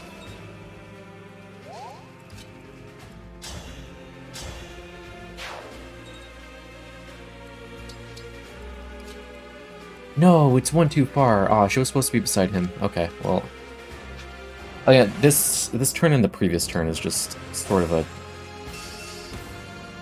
terrible time. Alright, let's set these guys up.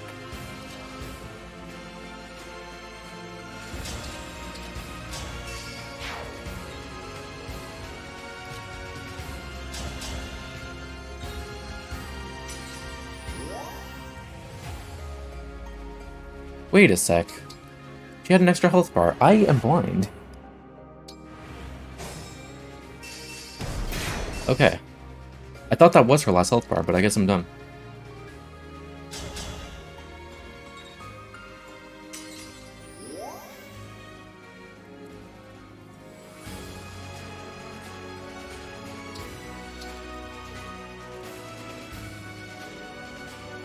No, that's not gonna work either. Okay, I guess the thing here is you need to find a way to, like, make the diamond while also putting everyone in their places. So... I can spear you.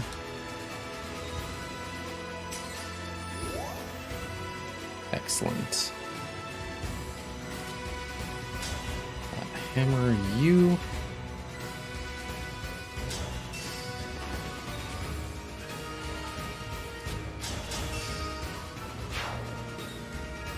You. Seedall can dance.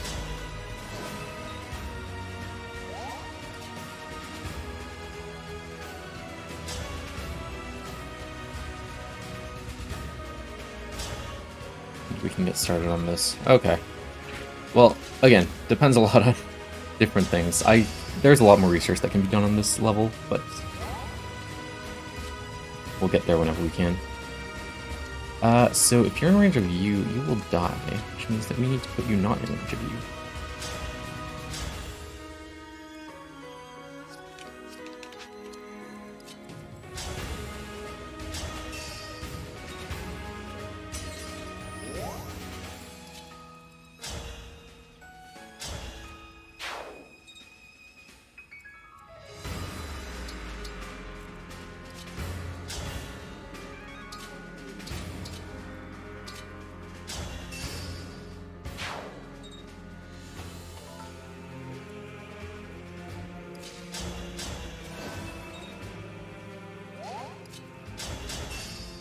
Okay.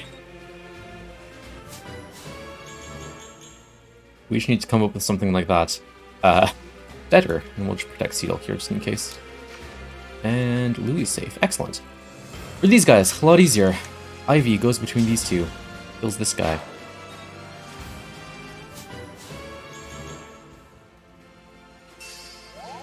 Rosado can one-shot this guy.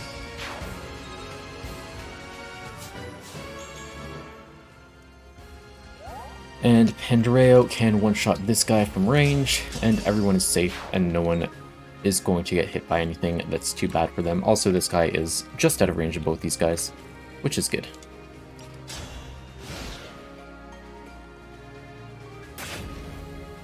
So if something survives here, it's not going to survive by much, which is fine. And then everything in the bottom left is pretty much same story.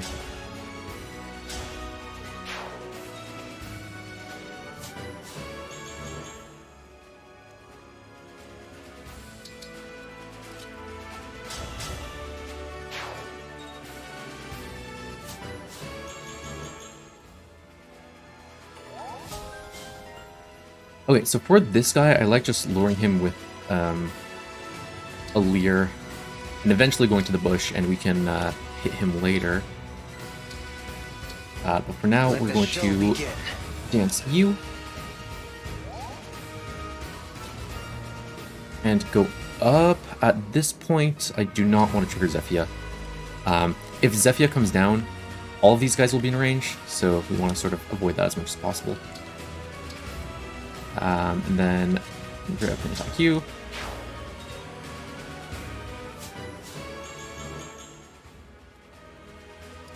Oops, you don't kill, you kill.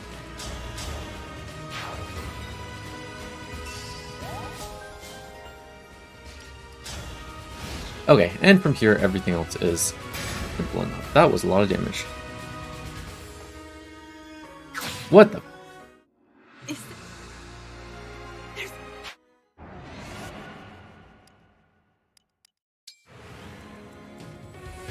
Chester Iron Sword equipped. Why? That's so weird. Yeah, you should have a 0% chance to hit instead of a 45% chance to hit. Okay, well, not too sure what happened there.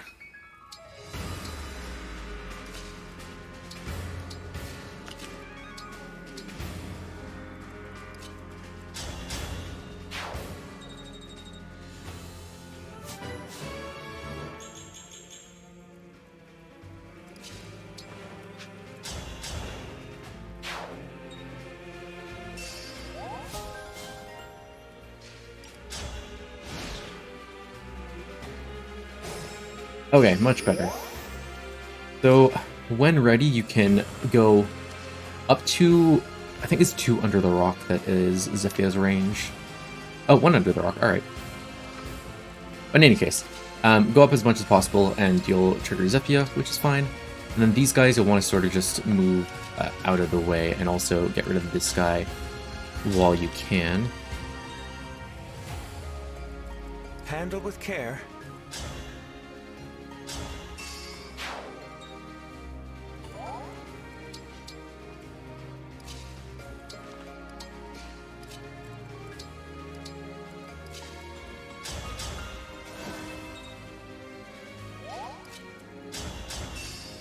I don't think that guy actually does any damage whatsoever, but better safe than sorry. Okay, so these guys pose 0 threat. So one thing that's important for Zephyr is you want to engage with Ike the turn that you're going to drain her first health bar.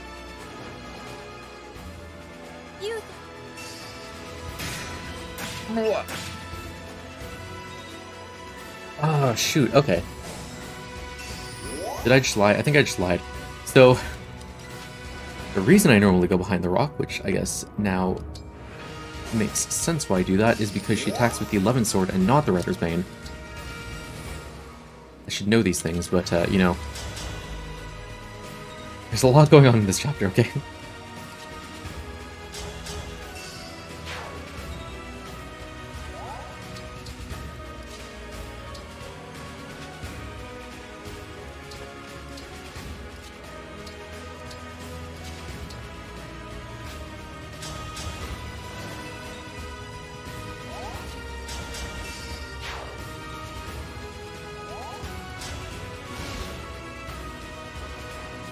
Okay, yes, 11 sword.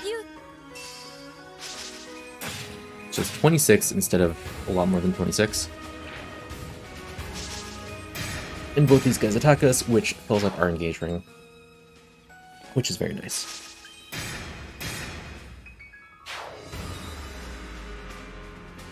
Okay, so from now, you want to... Oh my god, please, where's Marin? You want to engage to be able to tank the next hit, which is going to be with the Rider's Bane. And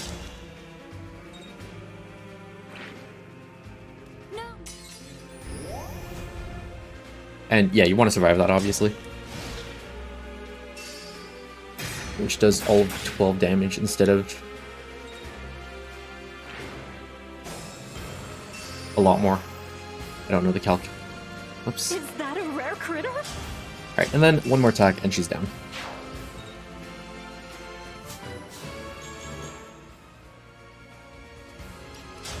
Okay, so again, just engaging at the... Did I wait and fire? That was dumb of me. Okay, yeah, just engaging at the right time lets you survive, which is important. It's gonna move over here, just so it's easier.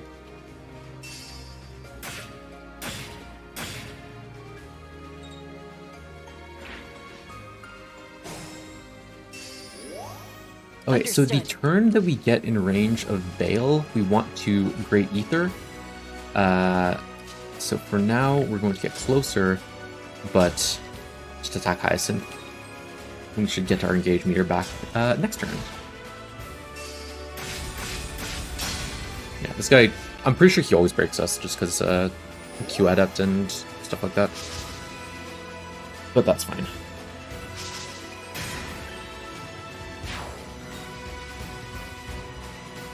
I'm pretty sure that crit was luck.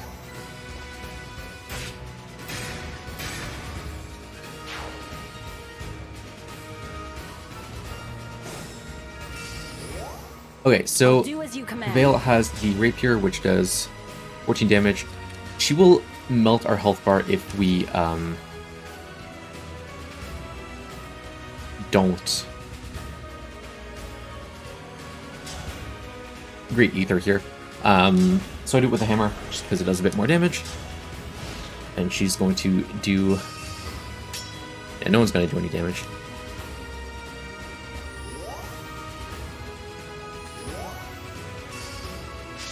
Just show me the Lodestar Rush.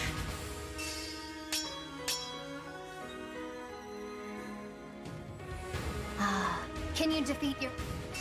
Yeah, so 1 times 9 with the effective weapon. Which is funny.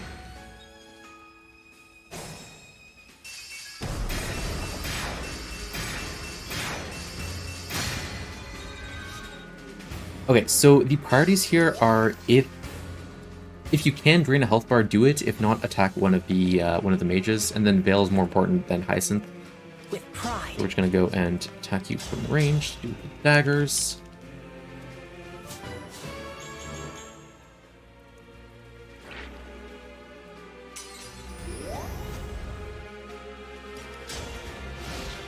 And wait. Everything else should pretty much die here. Yeah, this guy's priority is always going to be healing, which, you know, sucks, but it is what it is.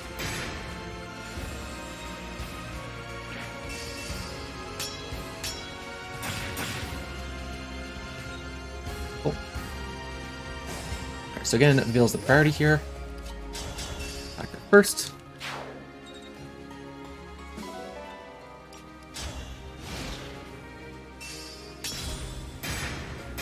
Unfortunate. Alright, well, then you attack Hyacinth, who's, you know, chilling. Okay, 13 turns is pretty typical. A bit longer than sometimes, but it's a rough chapter. Getting through the like midpoint of it is just, it's ridiculous, but hopefully we'll be able to figure something.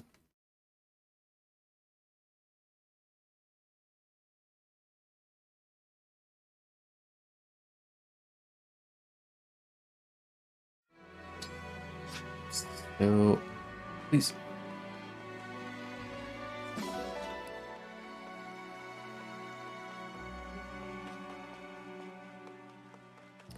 Alright, I think...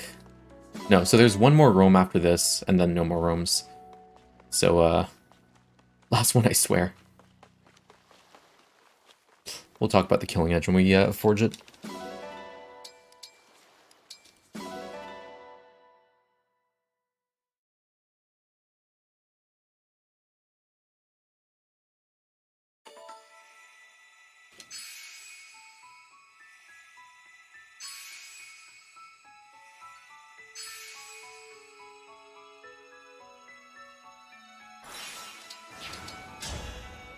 Okay, so this map is very fast. We do two-turn it.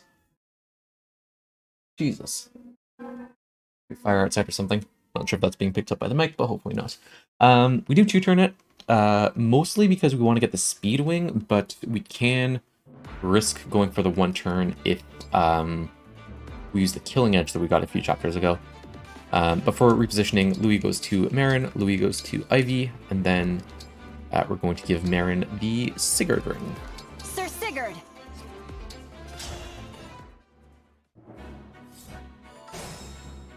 So Kendreo is going to warp Ivy across the bridge. Warp Marin across the bridge. And then Marin can go here and attack the boss from up close.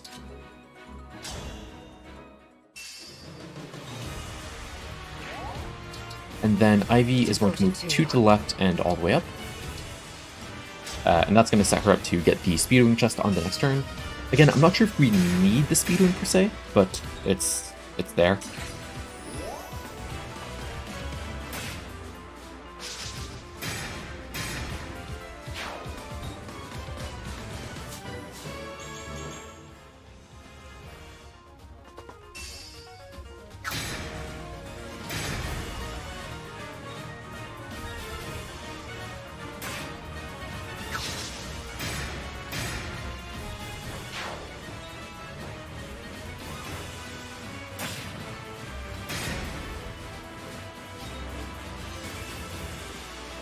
Alright, and nothing else can attack us here. So, I don't think anything has crit, maybe on Ivy. But the boss always moves first here, so once we get the chest, even if you don't kill with Marin here, the boss always moves first and then dies on you.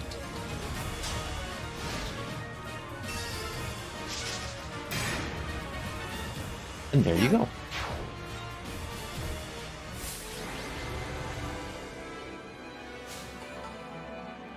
So the Speedwing has potential to be cut out. I'm not too sure on all the speed benchmarks that we hit. I just know at one point I needed it, but then we routed in Draconic Hex, and now I don't anymore, but I'm not sure if there's anything I do need it for. So, we might not need it, but for now we get it. Alright, last little bit. Iron and Steel.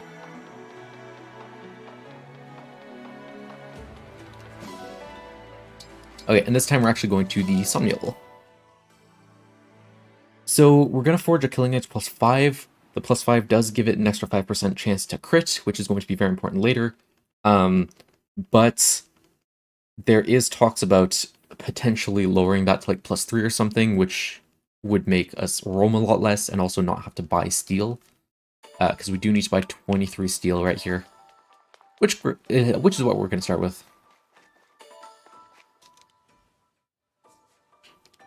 Hey. Okay, so 23. Thanks.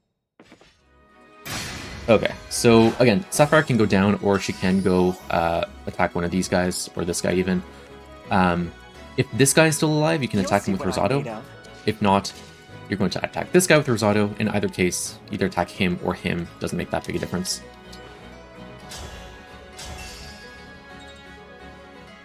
And then in pretty much either case, Ivy's going to attack this guy. And we're also going to want to move Kagetsu up a bit. If there's a guy still alive, attack him. If not, just move up.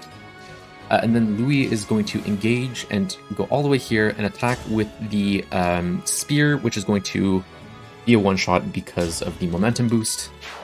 He takes some damage, but he's not at risk of dying. You want to counter to down because that is outside of, well, his range when he starts moving.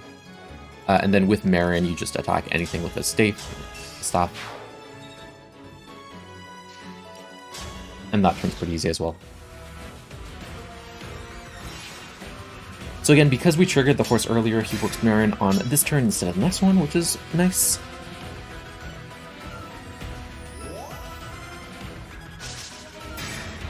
And very useful heal.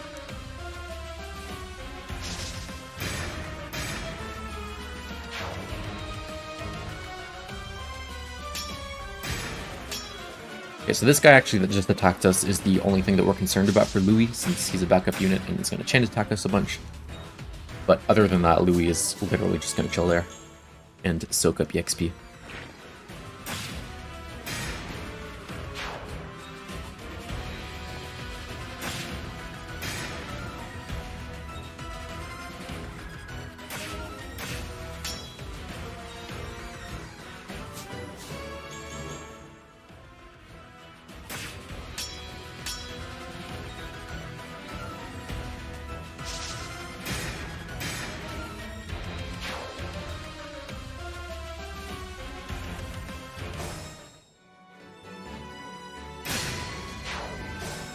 Okay, so again, depending on if Rosado was here or here, you're pretty much always going to go here and either attack this guy or heal.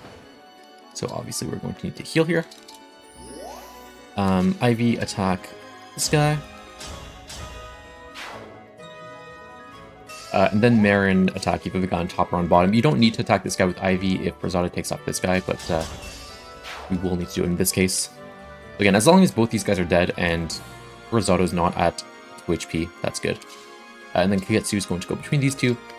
And Louis is going to move one to the right. And if you want to be safe, you can attack this guy since you don't have a 100% hit rate. And if he survives, he just chain attacks more. So we're just going to attack him. And then he's fine for the rest of the game. Or the rest of the map, at least.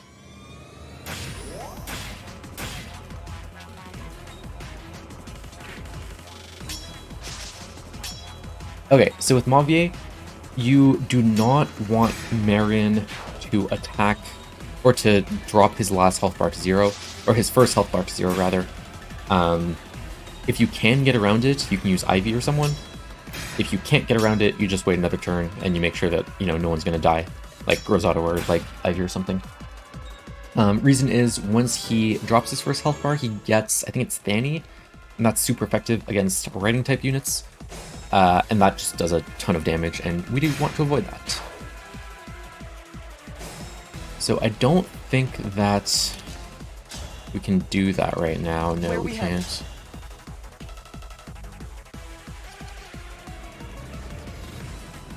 Okay, so we can't. And also, if Rosado's not at full health, he will die to Mavier. So we're just going to move people out of the way. Let's start with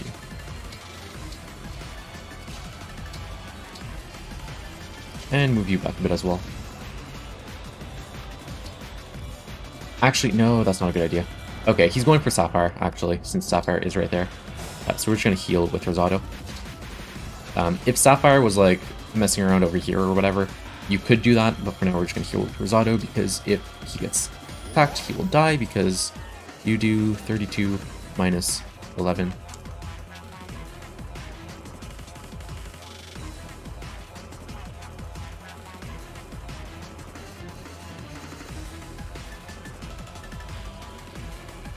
Wow, okay, I'm a bit slow. 21, 42 damage. You need to be at full health here. So that's fine, and everything else is good. If you can drain the first health bar again, do it with Ivy. If not, you just wait a turn. 19, what the hell?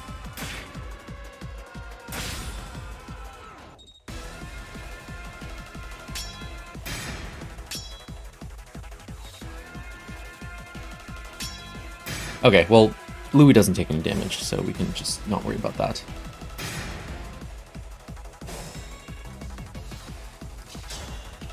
Okay, you have 19 health. So Bolganon should take you down. Yeah. Okay. We can actually do something. Bolganon is going to take Mavier's first health bar down.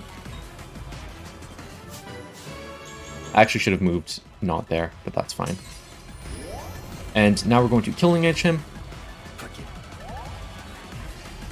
Actually, just gonna move here. So, it didn't take the Killing Edge from the convoy. Jeez.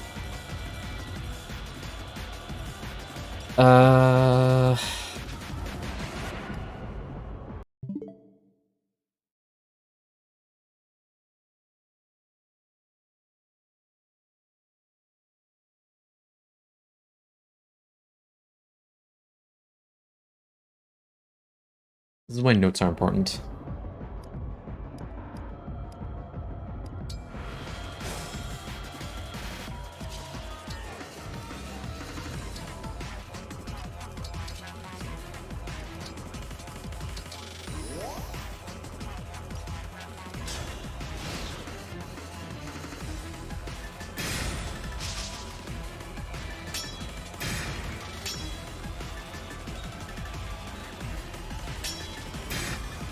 Okay, well, these things happen. Okay, so Sapphire's... He's definitely gonna attack Sapphire, so that's the thing. So we're just going to deal with one of these guys. And to wait it out until he decides to cooperate. Or do that, alright.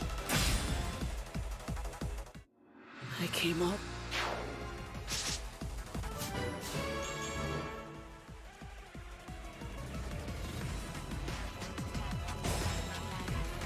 Okay, so once again,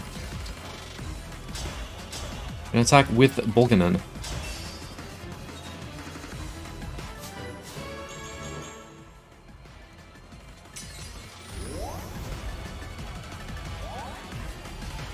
Hanging on.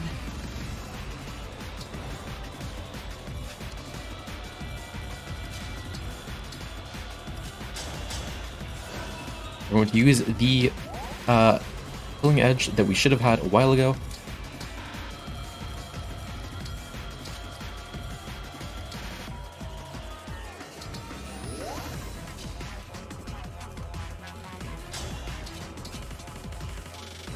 Okay, there we go.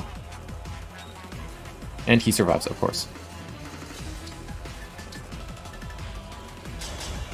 Oh wait, we need to do that first.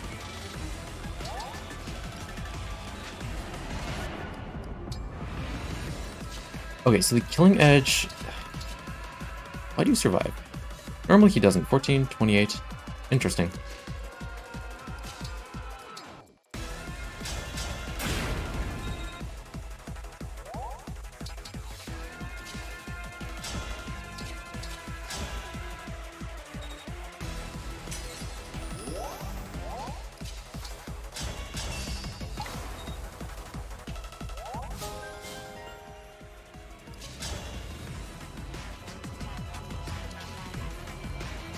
Yeah, Fanny is the one. Okay. Alright, Killing Edge number 2. And we should crit here. If we don't, we can re-roll with Louis, who is living his best life.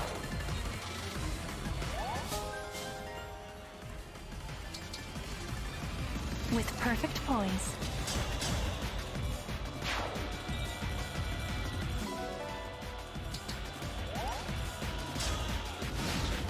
Okay, so he's out of the way. Good news, if Rosado dies here, I'm upset.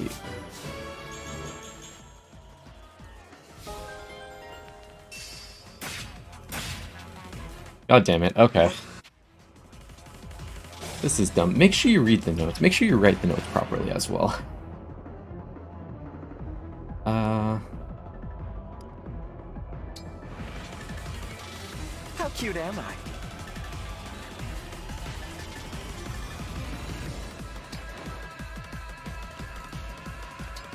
We're just gonna go here.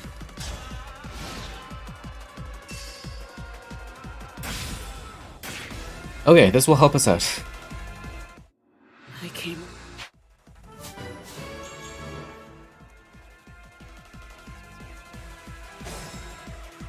So we need Risotto alive. You can use Bolganon.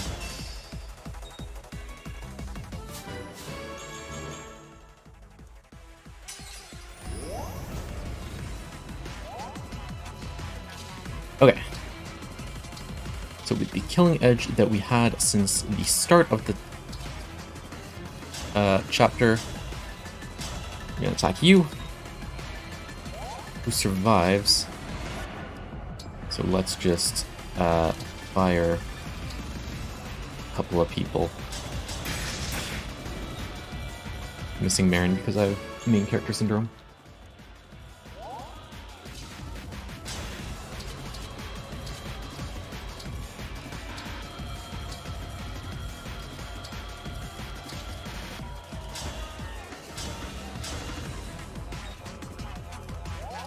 Okay, didn't work out, so let's reroll with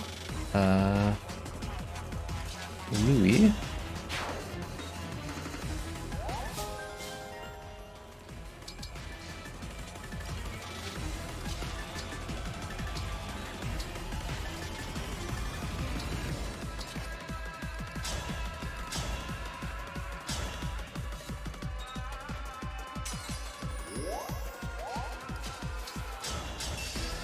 Bonus dance and killing edge again.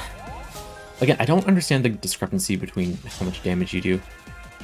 But now we do 18, which does kill with a crit. So, hooray. Giving it all I've got. We are going to heal again. This heal probably don't need to do, but just in case. Normally you wouldn't have to fire, so things would be able to hit you. Okay, so with I must focus. Marin, you want to Great Ether with the hammer. It's going to be on the killing edge here, so make sure you actually do select the hammer. And then with everyone else, we can clean up a bit.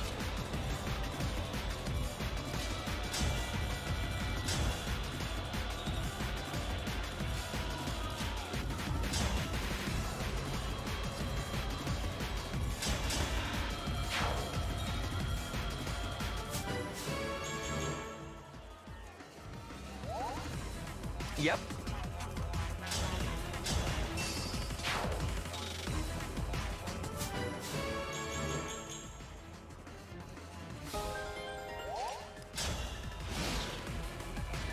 Okay, so Marini's gonna come in. She's always blazing lions first.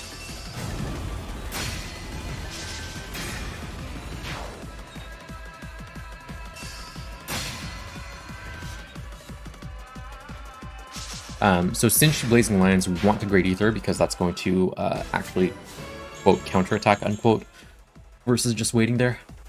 Also, we take less damage, but that's like not really a concern for Marin.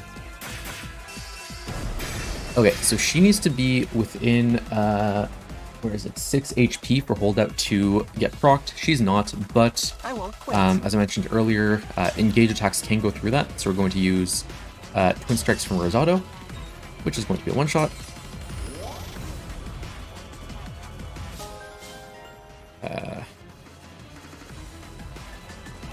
We're actually going to redo that.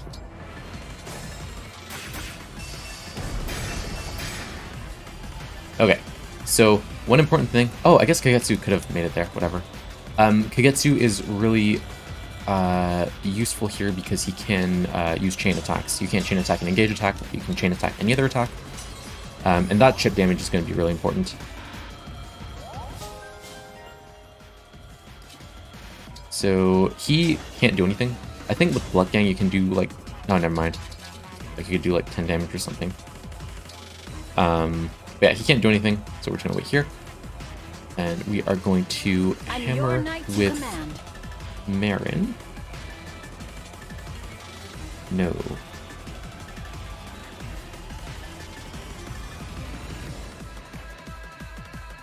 Right, no, never mind. Okay. Ivy with Volcanon, which does a ton of damage, and with the chain attack brings her into the holdout range, except she crit, so that's fun.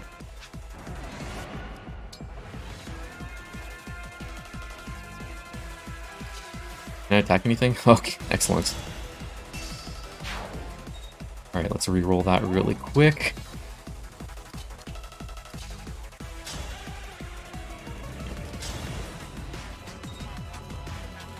Alright, so Ivy also has Grasping Void, which does more damage. So if she survives with 1 health, Marin takes her out.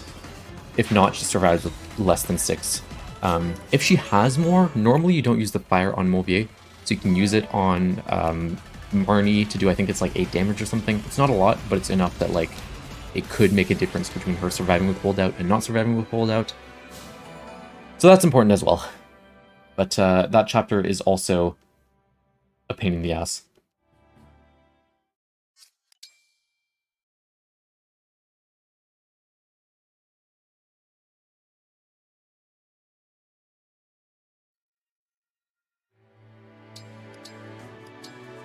Alright, we're not going to forge anything else, so we don't need to do any roaming anymore.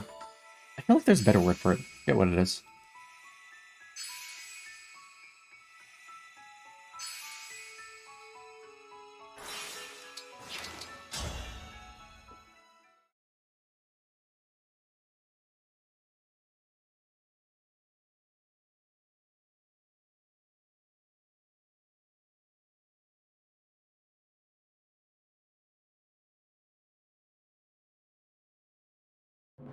Okay, so we're going to start with Emblem Rings and give Pandreo the Micaiah ring. There it is. Lady Micaiah. Which we just got.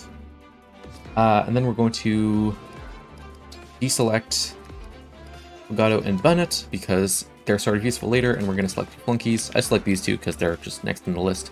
Don't select Fram though, because we do use her later. And yeah. So that is that, and then we're going to go to the marketplace to buy for Andreo. We're going to get him Warp. No, Rewarp first. And Warp over Shield Arts. And then Illume over the Vulnerary.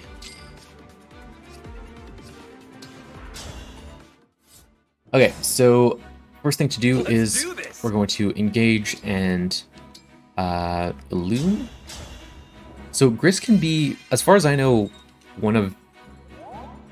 I've seen him in 4 different locations, which is this corner, this corner, this corner, and behind this torch, or I think beside the torch, which was super annoying to get to.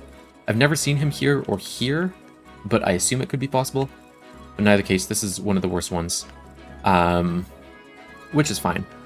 The idea for this, and again, depending on where he spawns, is going to be different. The idea for this is you Illume, find out where he is, kill him with Marin, and then you want to set up a triangle with Seedle and Kagetsu, who has Byleth. And then we're gonna, go all the way up here. So the triangle normally goes here, which is beside the pillars, here, here, or here, here. No, here, here, here. So one of those two. So in this case, we want Seedle to be here. So we're going to we want Seedle to be here. We'll put Marin here. The choice is yours. Move you here. And this is the tricky part. So this guy is probably going to get in our way. Possibly. Actually, no, we should be fine. But in either case, we're going to Killing Edge this guy. Which, that happens. I'm getting unlucky with that. Okay, for now, we're going to go Clan and Vander go here to make sure this guy doesn't attack a leader or anyone squishy. We're going to use Louis to reroll that Killing Edge blow.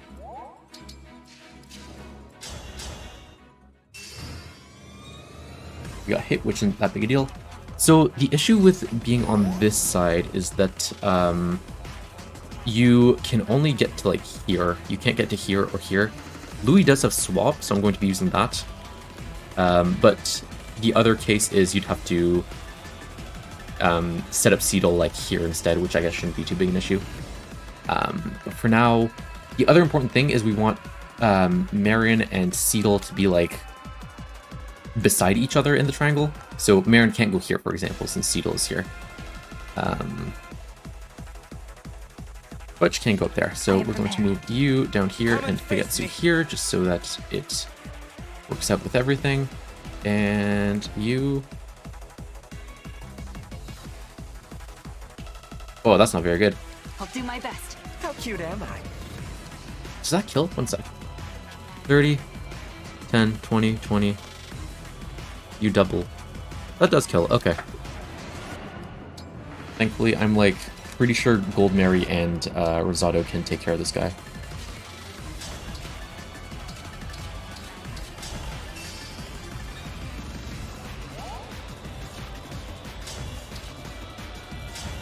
Yeah, okay. Oh, or not. Okay, sure. Anyways, as I said, triangle, Seedle here, Marin here, Getsu's gonna go here.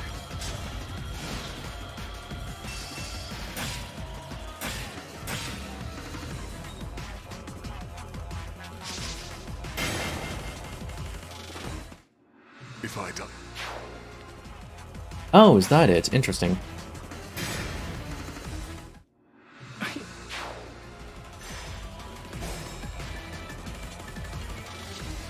Okay. I'll do as you command. So Marin here, we can use Louis with the assist right here. And once you have these three guys in a triangle, Pendreo can rewarp all the way up. And depending on like how your triangle is based, so us is going to be like an upside down T sort of thing. When we rewarp, it's going to be important that we're not like going here, for example, where the top of the T is going to be broken. We're actually going somewhere where like everyone's able to be there.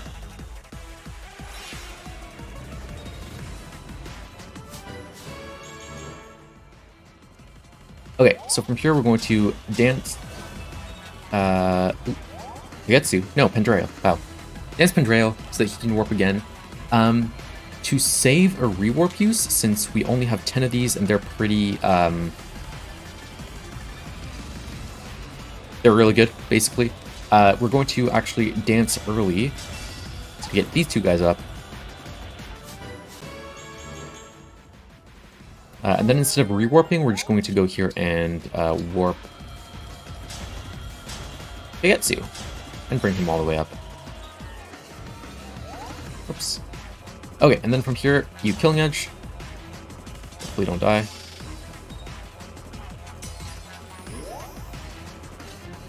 Dance. And you Killing Edge. And that's the chapter.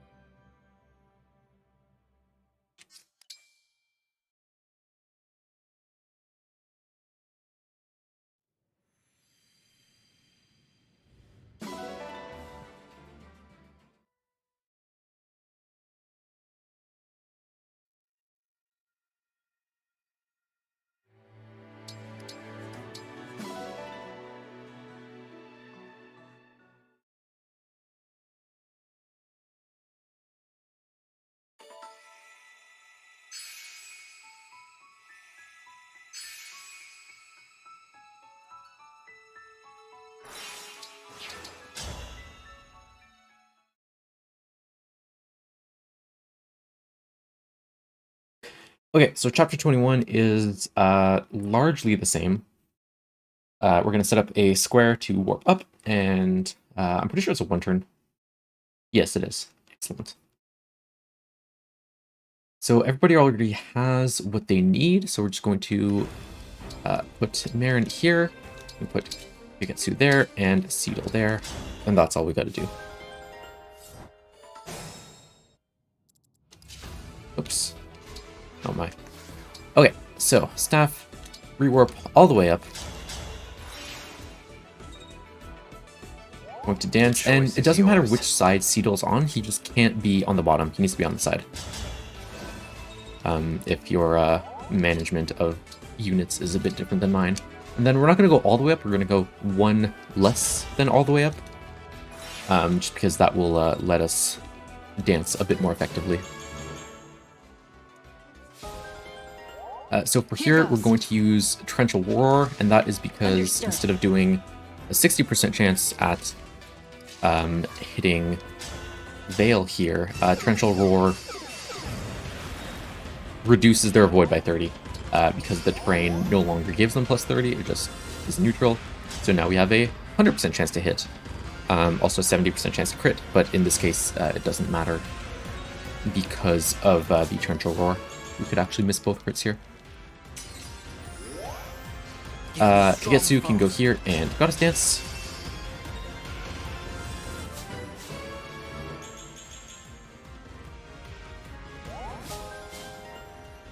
Alright, so Marin needs to land at least one crit. Oh wait, never mind, not even.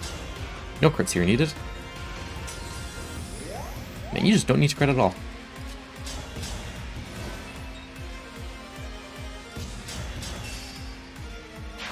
And there you go. Well, there you go. If you need a killing edge here, answer is no. You can do it with the Steel Sword.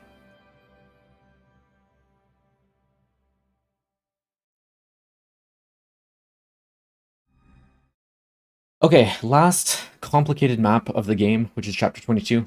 This one's pretty involved as well, same as Chapter 17. This one's a lot more consistent, I find, but still long. And you need to manage a lot of different things.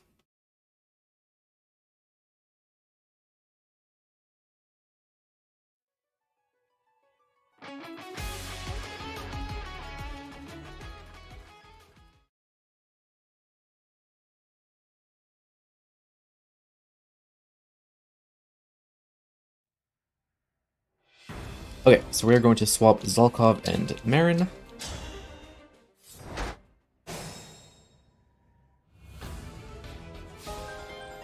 So for this map, Alir needs to wait by the rings, but only within 3 spaces of them. So if Alir is 1, 2 on this space, that's okay. This space is not okay. Okay, not okay. Okay, because 1, 2, 3, it doesn't need to be in a straight line. So here's okay, here's okay. Can't be here because it's not a flyer unit. But yeah, so we're going to be abusing that a bit. So first things first, you are going to attack this unit. Then Louis going to go 2 and 2 and just wait here. We're going to move Alir not in danger. And same thing with Pandoreo is going to go behind her. Seedol's going to go 1 down, and then Ivy and Rosado are going to join in this hurdle right here. And then we're going to send Mauvier with the Silver Great Lance to wait right here. And that's turn 1.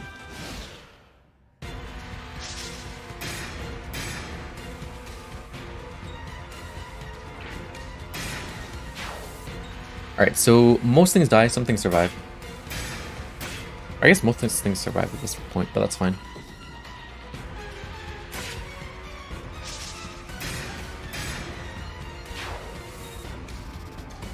You also should hit level 20 here. I don't reclass or, you know, get more levels out of Marin. We're just staying at level 20. Saves a bit of time to level up.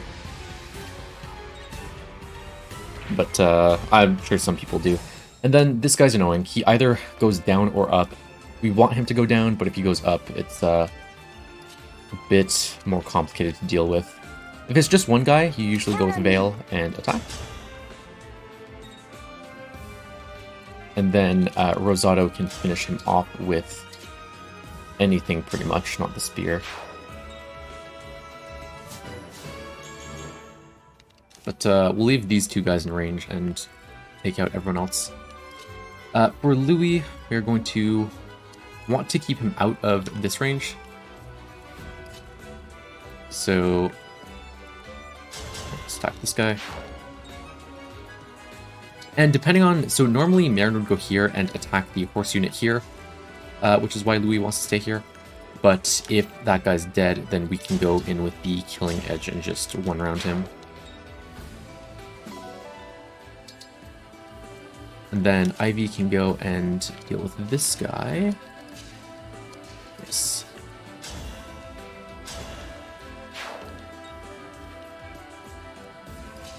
And everyone else goes down. Cedal will dance here and go on this tile, which again is within range of these three guys. So then they get awakened. Then Pandreo is basically good for, well, we're going to use him to warp a bit later, and he also has Physic for general healing, which right now we don't need, per se. Movia is going to attack the far guy with the Lame Lance, which is going to two-shot them. And also this guy's going to die on enemy phase as well. And we'll just move you out of the way, just so this guy doesn't attack, and we'll see where he goes for. Pretty sure he goes for Rosado. Okay, so for the next little bit, Marin's actually going to deal with a flying unit, I think, that should be coming in on the next turn. And then everyone else is going to, yeah, be focusing on the, like, horde of enemies that's coming in.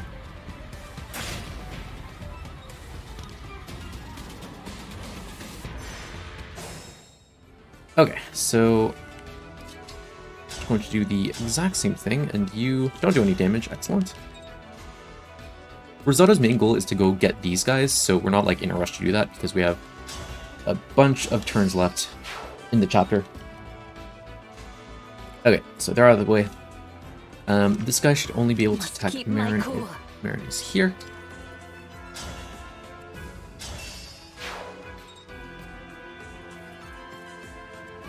Let's just...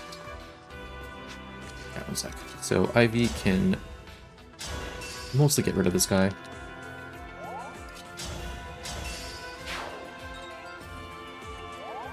Okay, we'll move Alir here so that they take slightly less damage.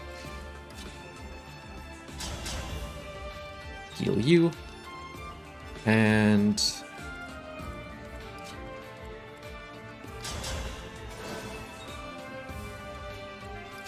do this so that this guy dies a tiny bit sooner. Elfire does double. Excellent.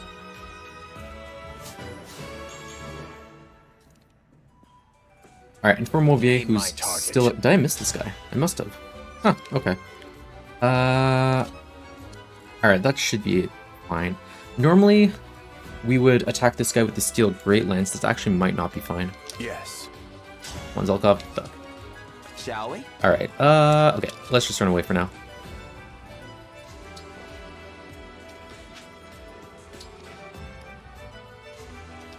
That's gonna be weird. We'll run away next turn. Okay, so we're supposed to attack him here with the Steel Great Lance because that does one-shot. But it is what it is. Sometimes you miss the 84%.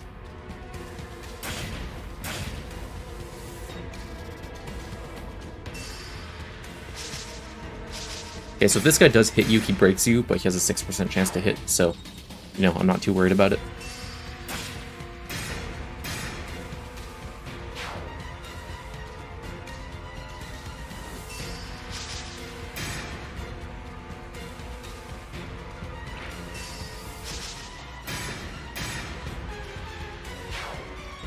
Excellent.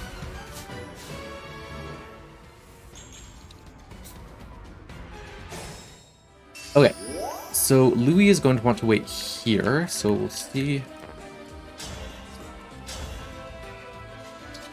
Okay, 90%. Yeah. So Louis waits either in this corner or this corner, and that's so that he can be warped across the wall, which is what Pandrea is going to do next turn. You can go close to these guys.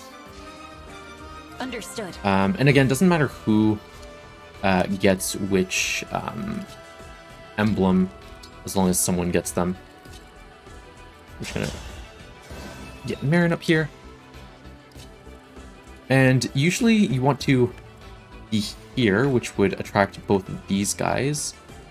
Any higher up, and it's just the bow user. But you want to track both of them, just get things rolling a bit faster. Marin is very survivable, so that's not really an issue. Oops. Okay, so Rosado is going to talk to these guys. We'll move you back where you were before, just in case. Yes. And that's sketchy. That's actually really sketchy.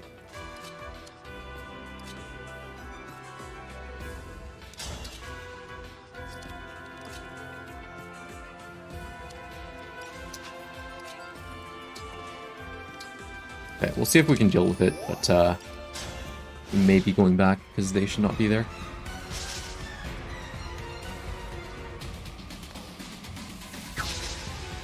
So the problem is this turn reinforcements are going to come in, which we do sort of use everyone for. Let's pretend these guys are not here for now and see if we can deal with them after. So Gold Mary is going to come and attack with pretty much anything. Silver Sword is good. And she goes first because of she does chain attacks with everyone, which is good. No problem. So yeah, you can die, but also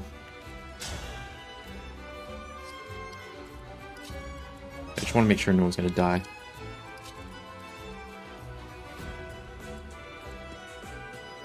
Fogato's going to die. Okay, well, we'll move you over here or something. Okay, so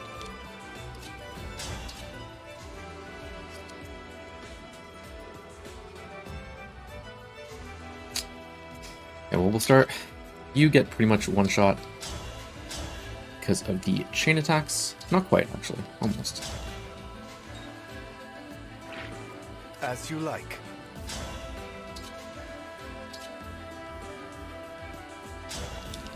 Alright, we take those.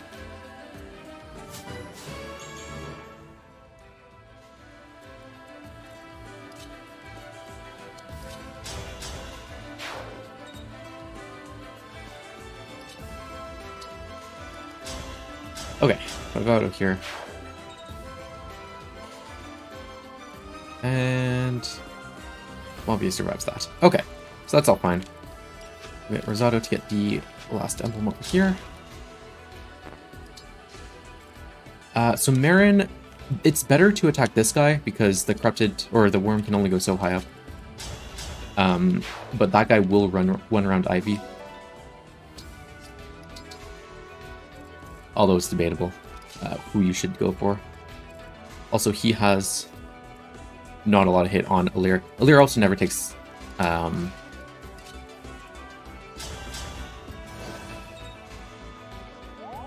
Alir should never take any damage in combat, rather, so that's, you know, fine to put her in the way of everything. That spot right here does trigger the emblems, so I like this one a lot. This is also pretty close over there. And then we're going to warp Louis over here. And he is going to clean up this side.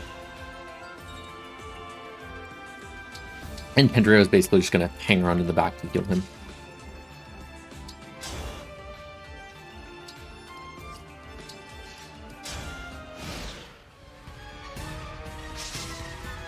Okay, 40% is actually higher than I thought, but...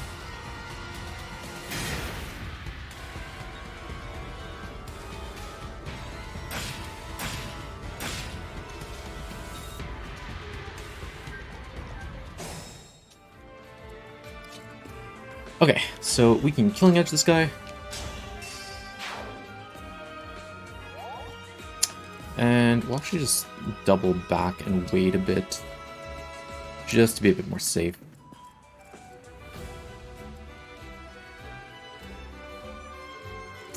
Yeah, okay.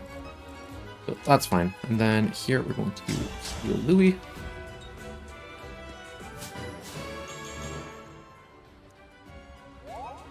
Whatever you require.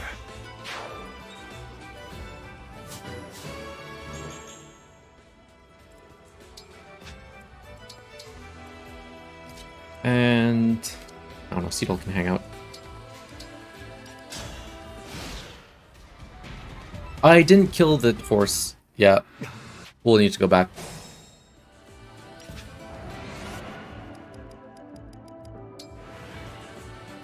Again, he's normally not alive at this point, so it's hard to remember these things. Hard to stomach.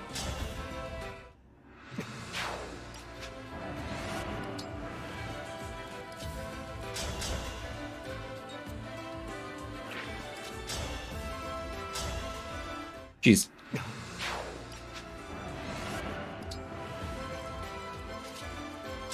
Auto gaming. All right. Oh my.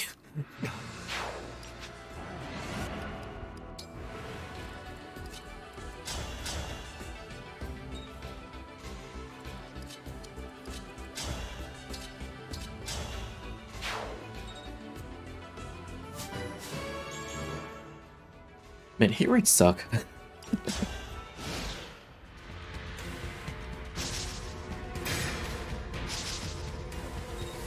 Yeah, so these guys can't do any damage. The only damage that they can do is chain attacks with the one fighter dude. But Louis can survive it.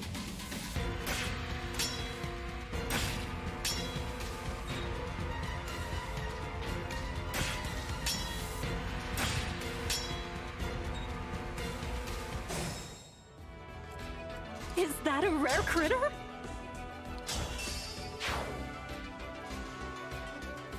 Let's get Seedle to grab some guys. Actually, wait. We can just dance. No, we cannot. Alright, I lied. I thought I put him at the right place for it, but it does not seem to be the case. Okay, so I guess this next turn that reinforcements come in.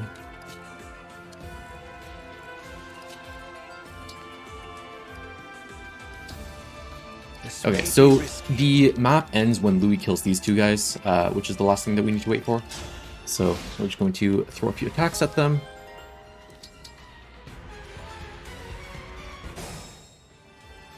Okay, so Seedle can go where Marin is, so Marin can grab Egg.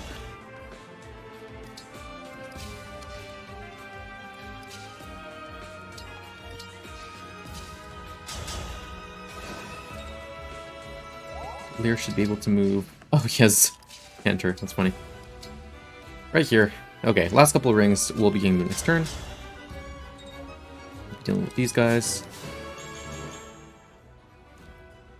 Okay, so for these two guys, if you attack first, these guys do have Excalibur, so they're going to do a ton of damage. That's a lot more than I thought. All right. So we're just going to let them attack us and then kill them on the next turn. And it's the same thing for IUV, as long as she doesn't get crit. For these guys, Veil can one-shot them. And then the second guy, Gold Mirror, can come in and then chain attack off of you. And I think anyone can go for the kill. Yeah. Gotta.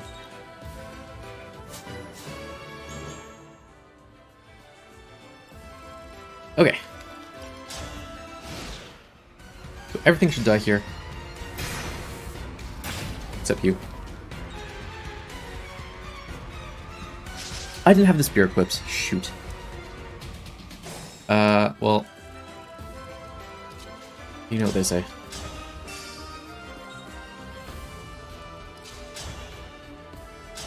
Equip your spears, that's what they say.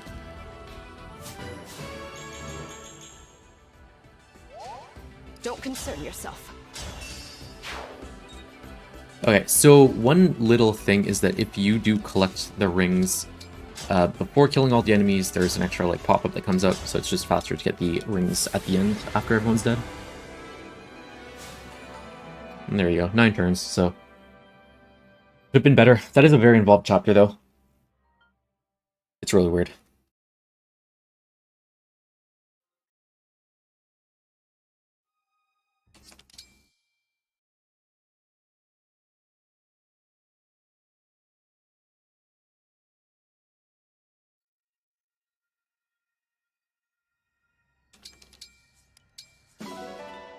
Okay, onwards.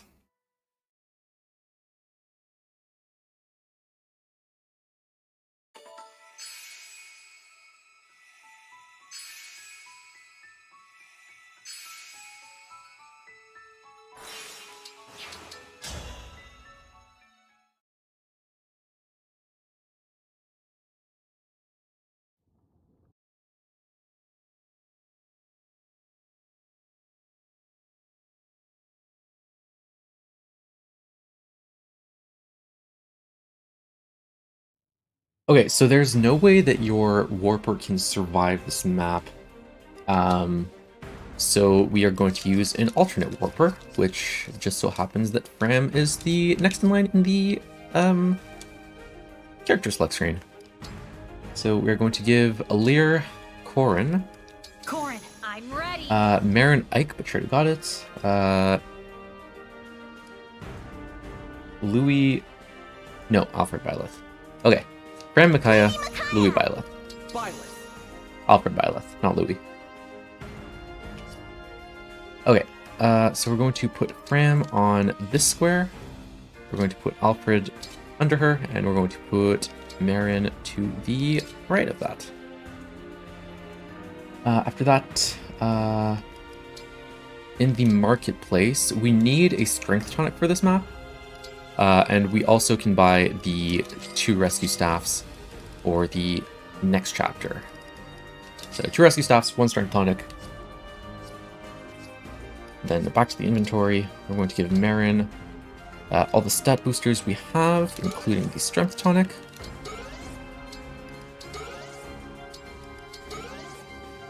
And then Fram is going to take a warp and a rewarp.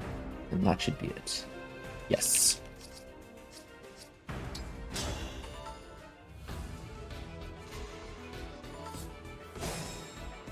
Here goes. Okay, so Alir starts by moving all the way to the side, and same thing with Louis. Whatever you say. Fram, we are going to rewarp to the engage circle. We fight for peace. And dance Fram. And then we're going to warp Marin all the way up. I'm honored. And Marin's going to go have fun with the bosses here. So Zephyr can only attack at 1 range. So once Gris is down, you can start attacking with the killer killing edge.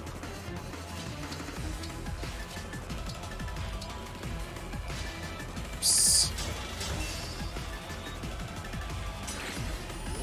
And he should die in enemy phase because of the knife poison damage. And there it is. And Zephyr should have her next health bar drained. Okay, so really important. This guy will kill you, but he moves after Zephyr, so it's not important that you kill him. And this guy goes first, so he's going to die before he can chain attack anything, and this guy does 0 damage. So you actually don't need to do anything here, unless you miss a crit, I guess. You need 1 of 2 crits, and for a 75% chance, that's a...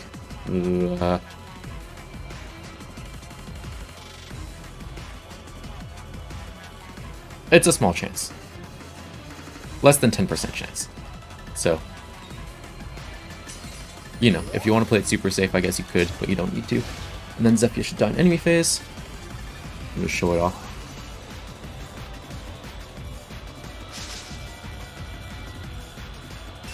Yeah, this guy attacks us, but he dies, so he can't chain attack.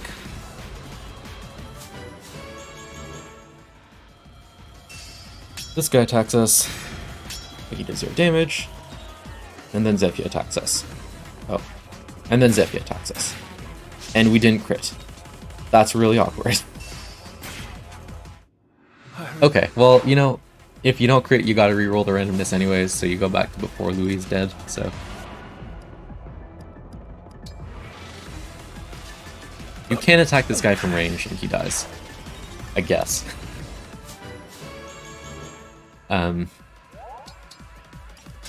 That's it, me and my big mouth moment. Okay, there you go. Zephyr died this time because we crit.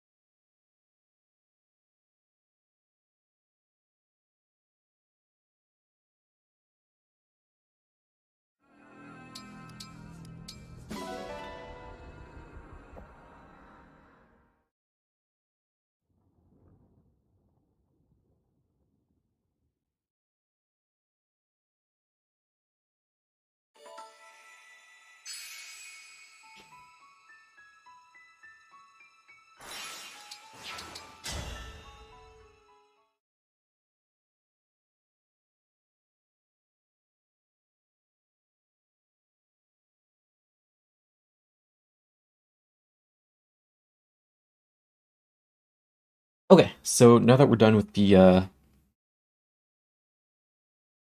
Bram and Alfred, we can give back the emblem rings to the people that they belong to. So Louis is going to take Byla. Violet, let's go. Ivy is going to take Micaiah. Micaiah. Then Mauvier is going to take Sigurd, because that's important for this map. In the inventory, we're going to give Ivy is going to take a rescue staff for Physic, and then a rewarp staff, which is the last one, for Thunder. Then 1, 2, 3, 4, 5. Pendreo is going to take the other warp staff. 2, 3, 4. Mauvier is going to take the rescue staff. And we're going to swap Ivy and Seedle, and then Rosado and Mauvier. So we're going to have your 2 dancers, Marin and Alir down here, and then Ivy and Mauvier here, and then Pendreo here.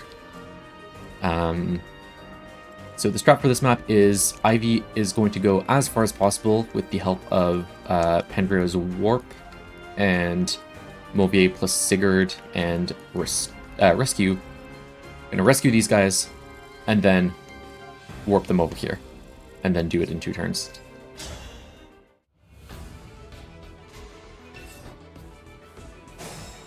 So for this, we need a triangle that has Seedle in the middle of it. I'm your knight to command. So it'll look like this. Understood. And then we want Mauvier Understood. here, just out of the way of danger. Then Ivy diagonally down from him.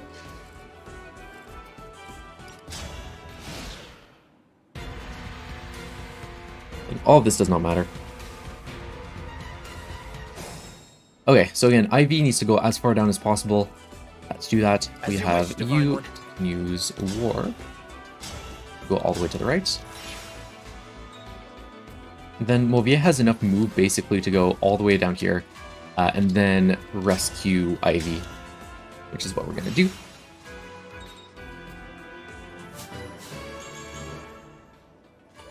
Then Ivy can go 2 to the right and all the way down?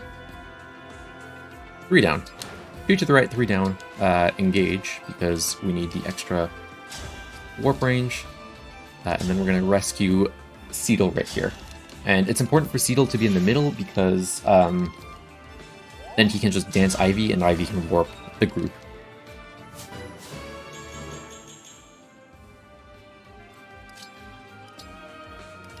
We're going to warp these 4 and all the way down.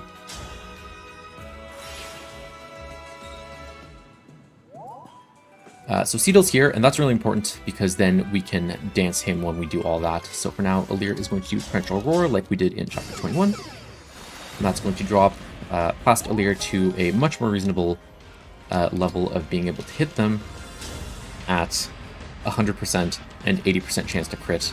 Because now they have Avoid minus 30 instead of Avoid plus 30, which makes a big difference. So you need to land at least 1 crit. It's not that big a deal. Goddess Dance. Need to land at least 1 crit. Again, not that big a deal. And Goddess Dance. Nope, regular dance. And then need to land at least 1 crit, which again, not that big a deal. We're also never going to use those boots, which is, you know, awkward.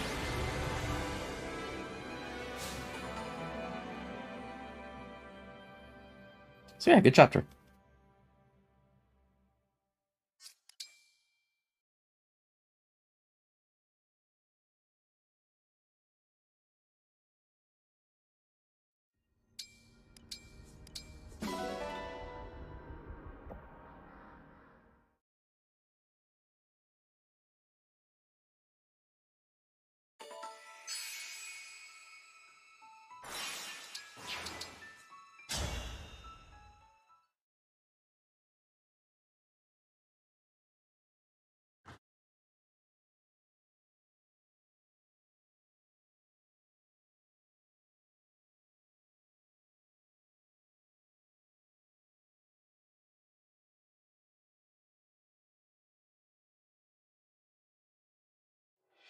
Okay, so everyone already has what they have, so we just need to put people in the right place.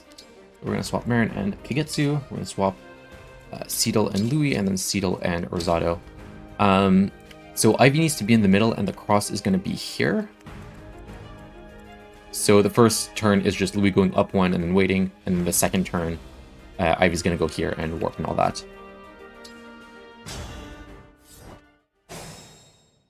This isn't so bad. So we're going to do just that. Louis moves one up. And in case I don't have a chance to talk about it later, if you need to re-roll anything, Ivy can go and attack this guy up close for a counterattack, or this guy from far away, or Gold Mary can attack this guy.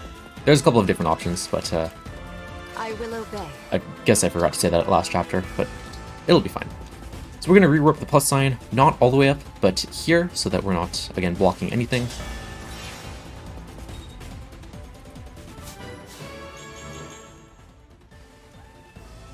I'm going to dance with Seedle again.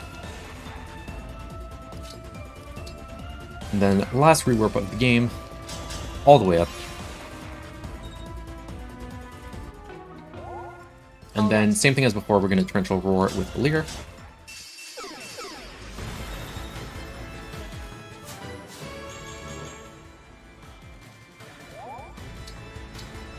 And then Marin can do her thing.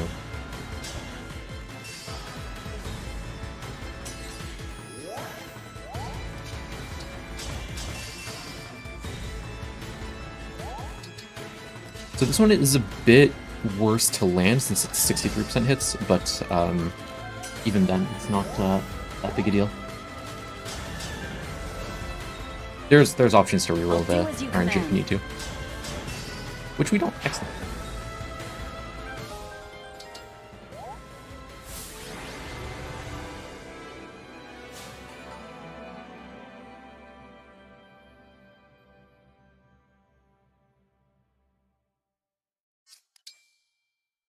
Okay, final chapter.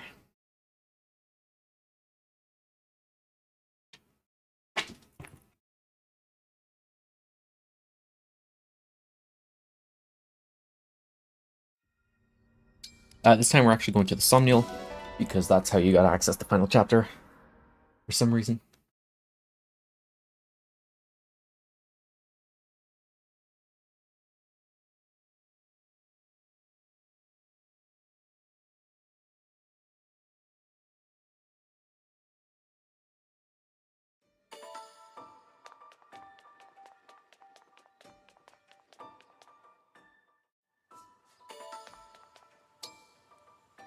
Cafe Terrace is now open, I guess. F1, right? Okay, so we need the a couple of the rings to drop down the barriers for the, past bosses and whatever. So for that, we are going to give them to specific characters. Mavier already has the Sigurd ring, so instead we're just going to give Ivy the Marth ring. Pendreo is going to get the Micaiah ring back. Lady Micaiah. And we're going to give Vale the Celica ring, because Vale can one around the boss at base level. Or one around her boss, rather, at base level. Celica boss. Cool. Alright, and then we're going to swap. We need Louis out here, and we need Seedle here. And we can start. Okay, so this is another sort of crapshoot boss. We also can't torrential roar on the first turn, which is a bit precarious, but it shouldn't be that big a deal, IMO. So we're going to put Alir here, which is why we can't do that turn one. And then Pendreo is going to do the last warp of the run. Right here, above this enemy.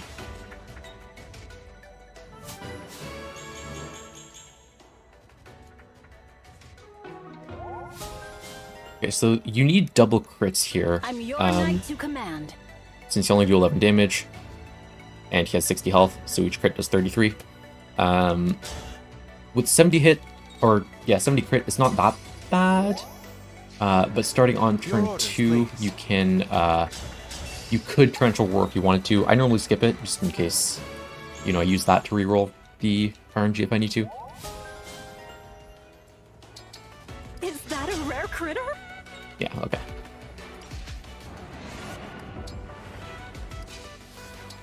So let's torrential roar. Also, torrential roar combos really well into this because now I only need 1 crit because he now takes more damage.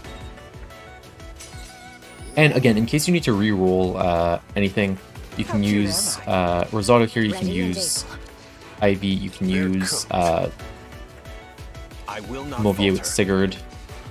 Like, there's options if you need to. But for now, we'll just do this, and hopefully we don't need to. And we don't. Cool. So for the boss, where people end up does not seem to be consistent, which is super annoying. So you sort of need to learn on the fly where everyone is and who you want to go to. And we can either do this in 3 or 4 turns if we get lucky. So we're going to start with Ivy is going to attack this guy from range because he does a lot of damage. With Bolganon, I'm joking on my words now. And then Rosado can finish this guy off.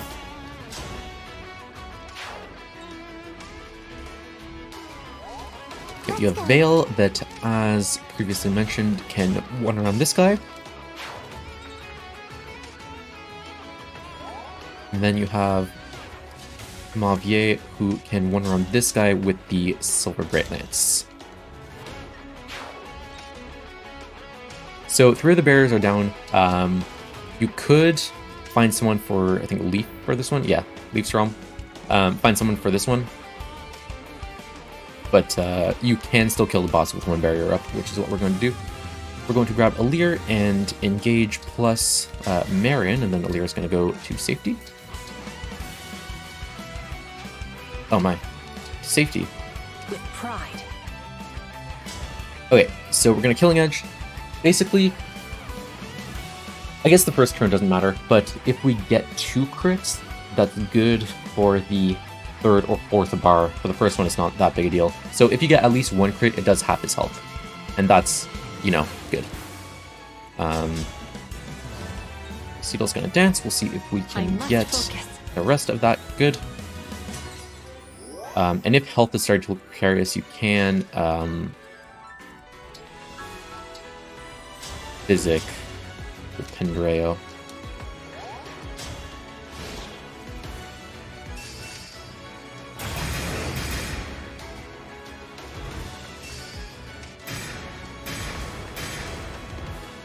Okay, so Veil dies 99 times out of 100 here. Oh, he only has 62 displayed hit. Whatever, the other 3 guys can also attack her, and she almost always dies, which is upsetting, but it is what it is. Okay, so now with Alir, we're going to Bond Blast, which does half his health, and then move on to the left. And then we are going to Bond Blast again, which does half his health.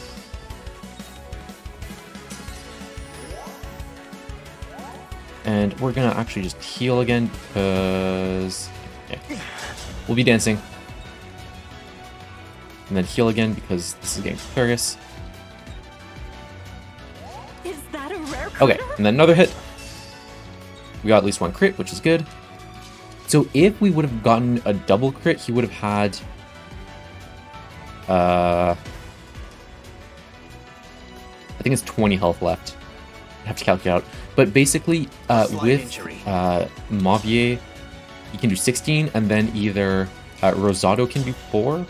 Oh.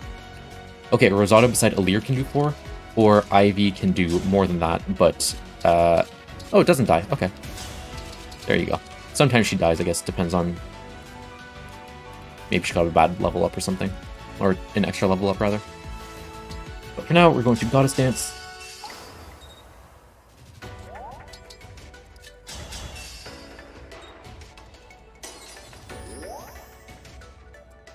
Okay, and 1 more shot for the double crit. Nope, okay. So as long as we don't die here, which is, you know, entirely possible. Everyone else will die, but you know, it is what it is. And we missed. Okay. No, what? Is this... That's not supposed to happen. Okay, well.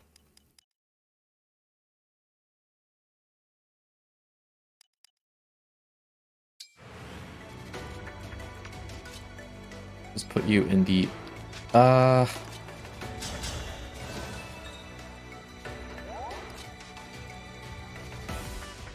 Oh, you can't even... Okay. We'll have to work on this a bit more then. Alright, well, let's see if we can finagle 50 damage, because this seems to be what we need.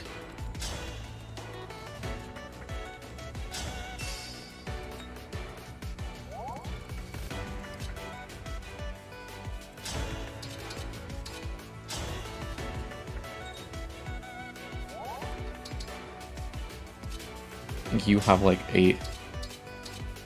Yeah, you do 1 damage if we need you.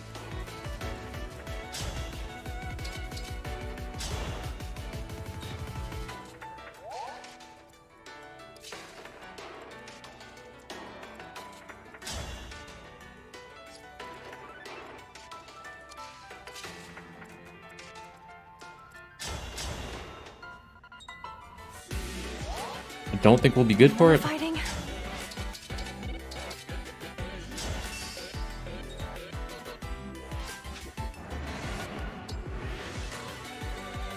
I've been better.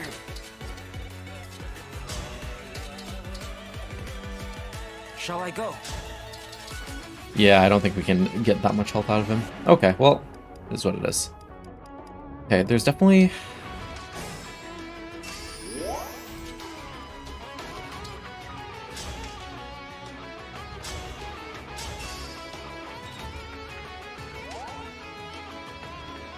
Okay, one sec. If I go here, bam, bam.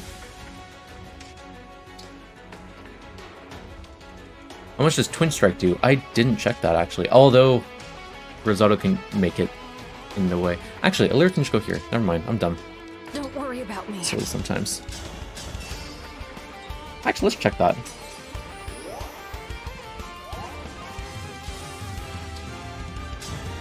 It's not the right character. That's also not the right character. I don't think I have Erica's emblem equipped, actually. So that's awkward.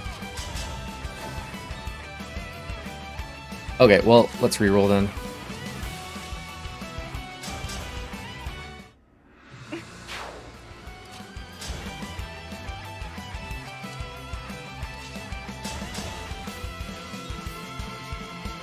I must focus. Oops.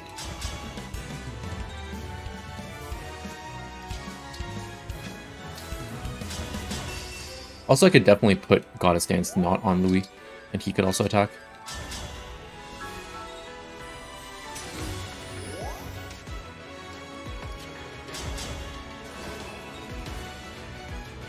Must keep my cool. I...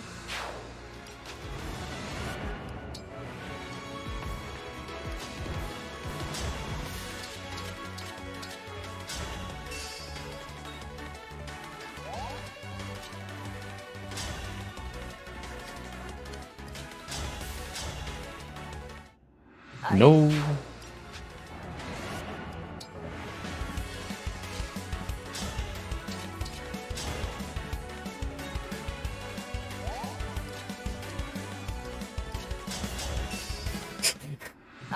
It's a 50% chance. What is this?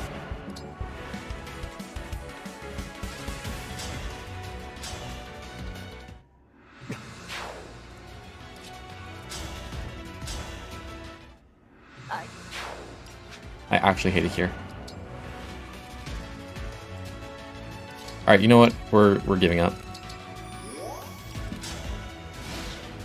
We're just gonna wait. Everyone's gonna die. Alir shouldn't die, though.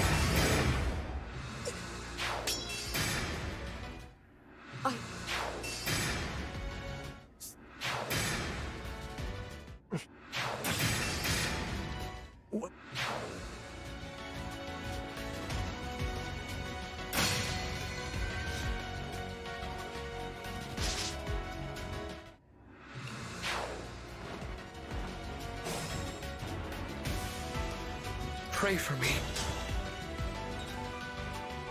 Okay, for I'll real do this as you time. command. There you go. There were other options, but you do what you can.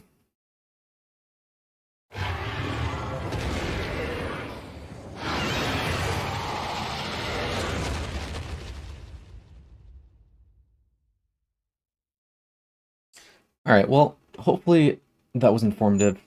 I will be denied. Yeah, there's a lot of work for the route to do, my but that's sort of reunion. the basis on what I am going on right now with the Marin route. We've won some. And a lot of the endgame is Now pretty I similar will with never the other routes as well, so return home. there should be some Perhaps that is just as well. pretty easy, I am tired. Tired. you know, transfer of knowledge searching between the in routes and all that. every shadow. For the emblem of foundations? I would look in Yeah, sunless that's pretty much it. woods. So we'll throw this up on YouTube, and people can refer to it, and everyone's going to be happy. Tree. In such places, I felt my emblem I think that's all I have to say on this then. Now, that is all over.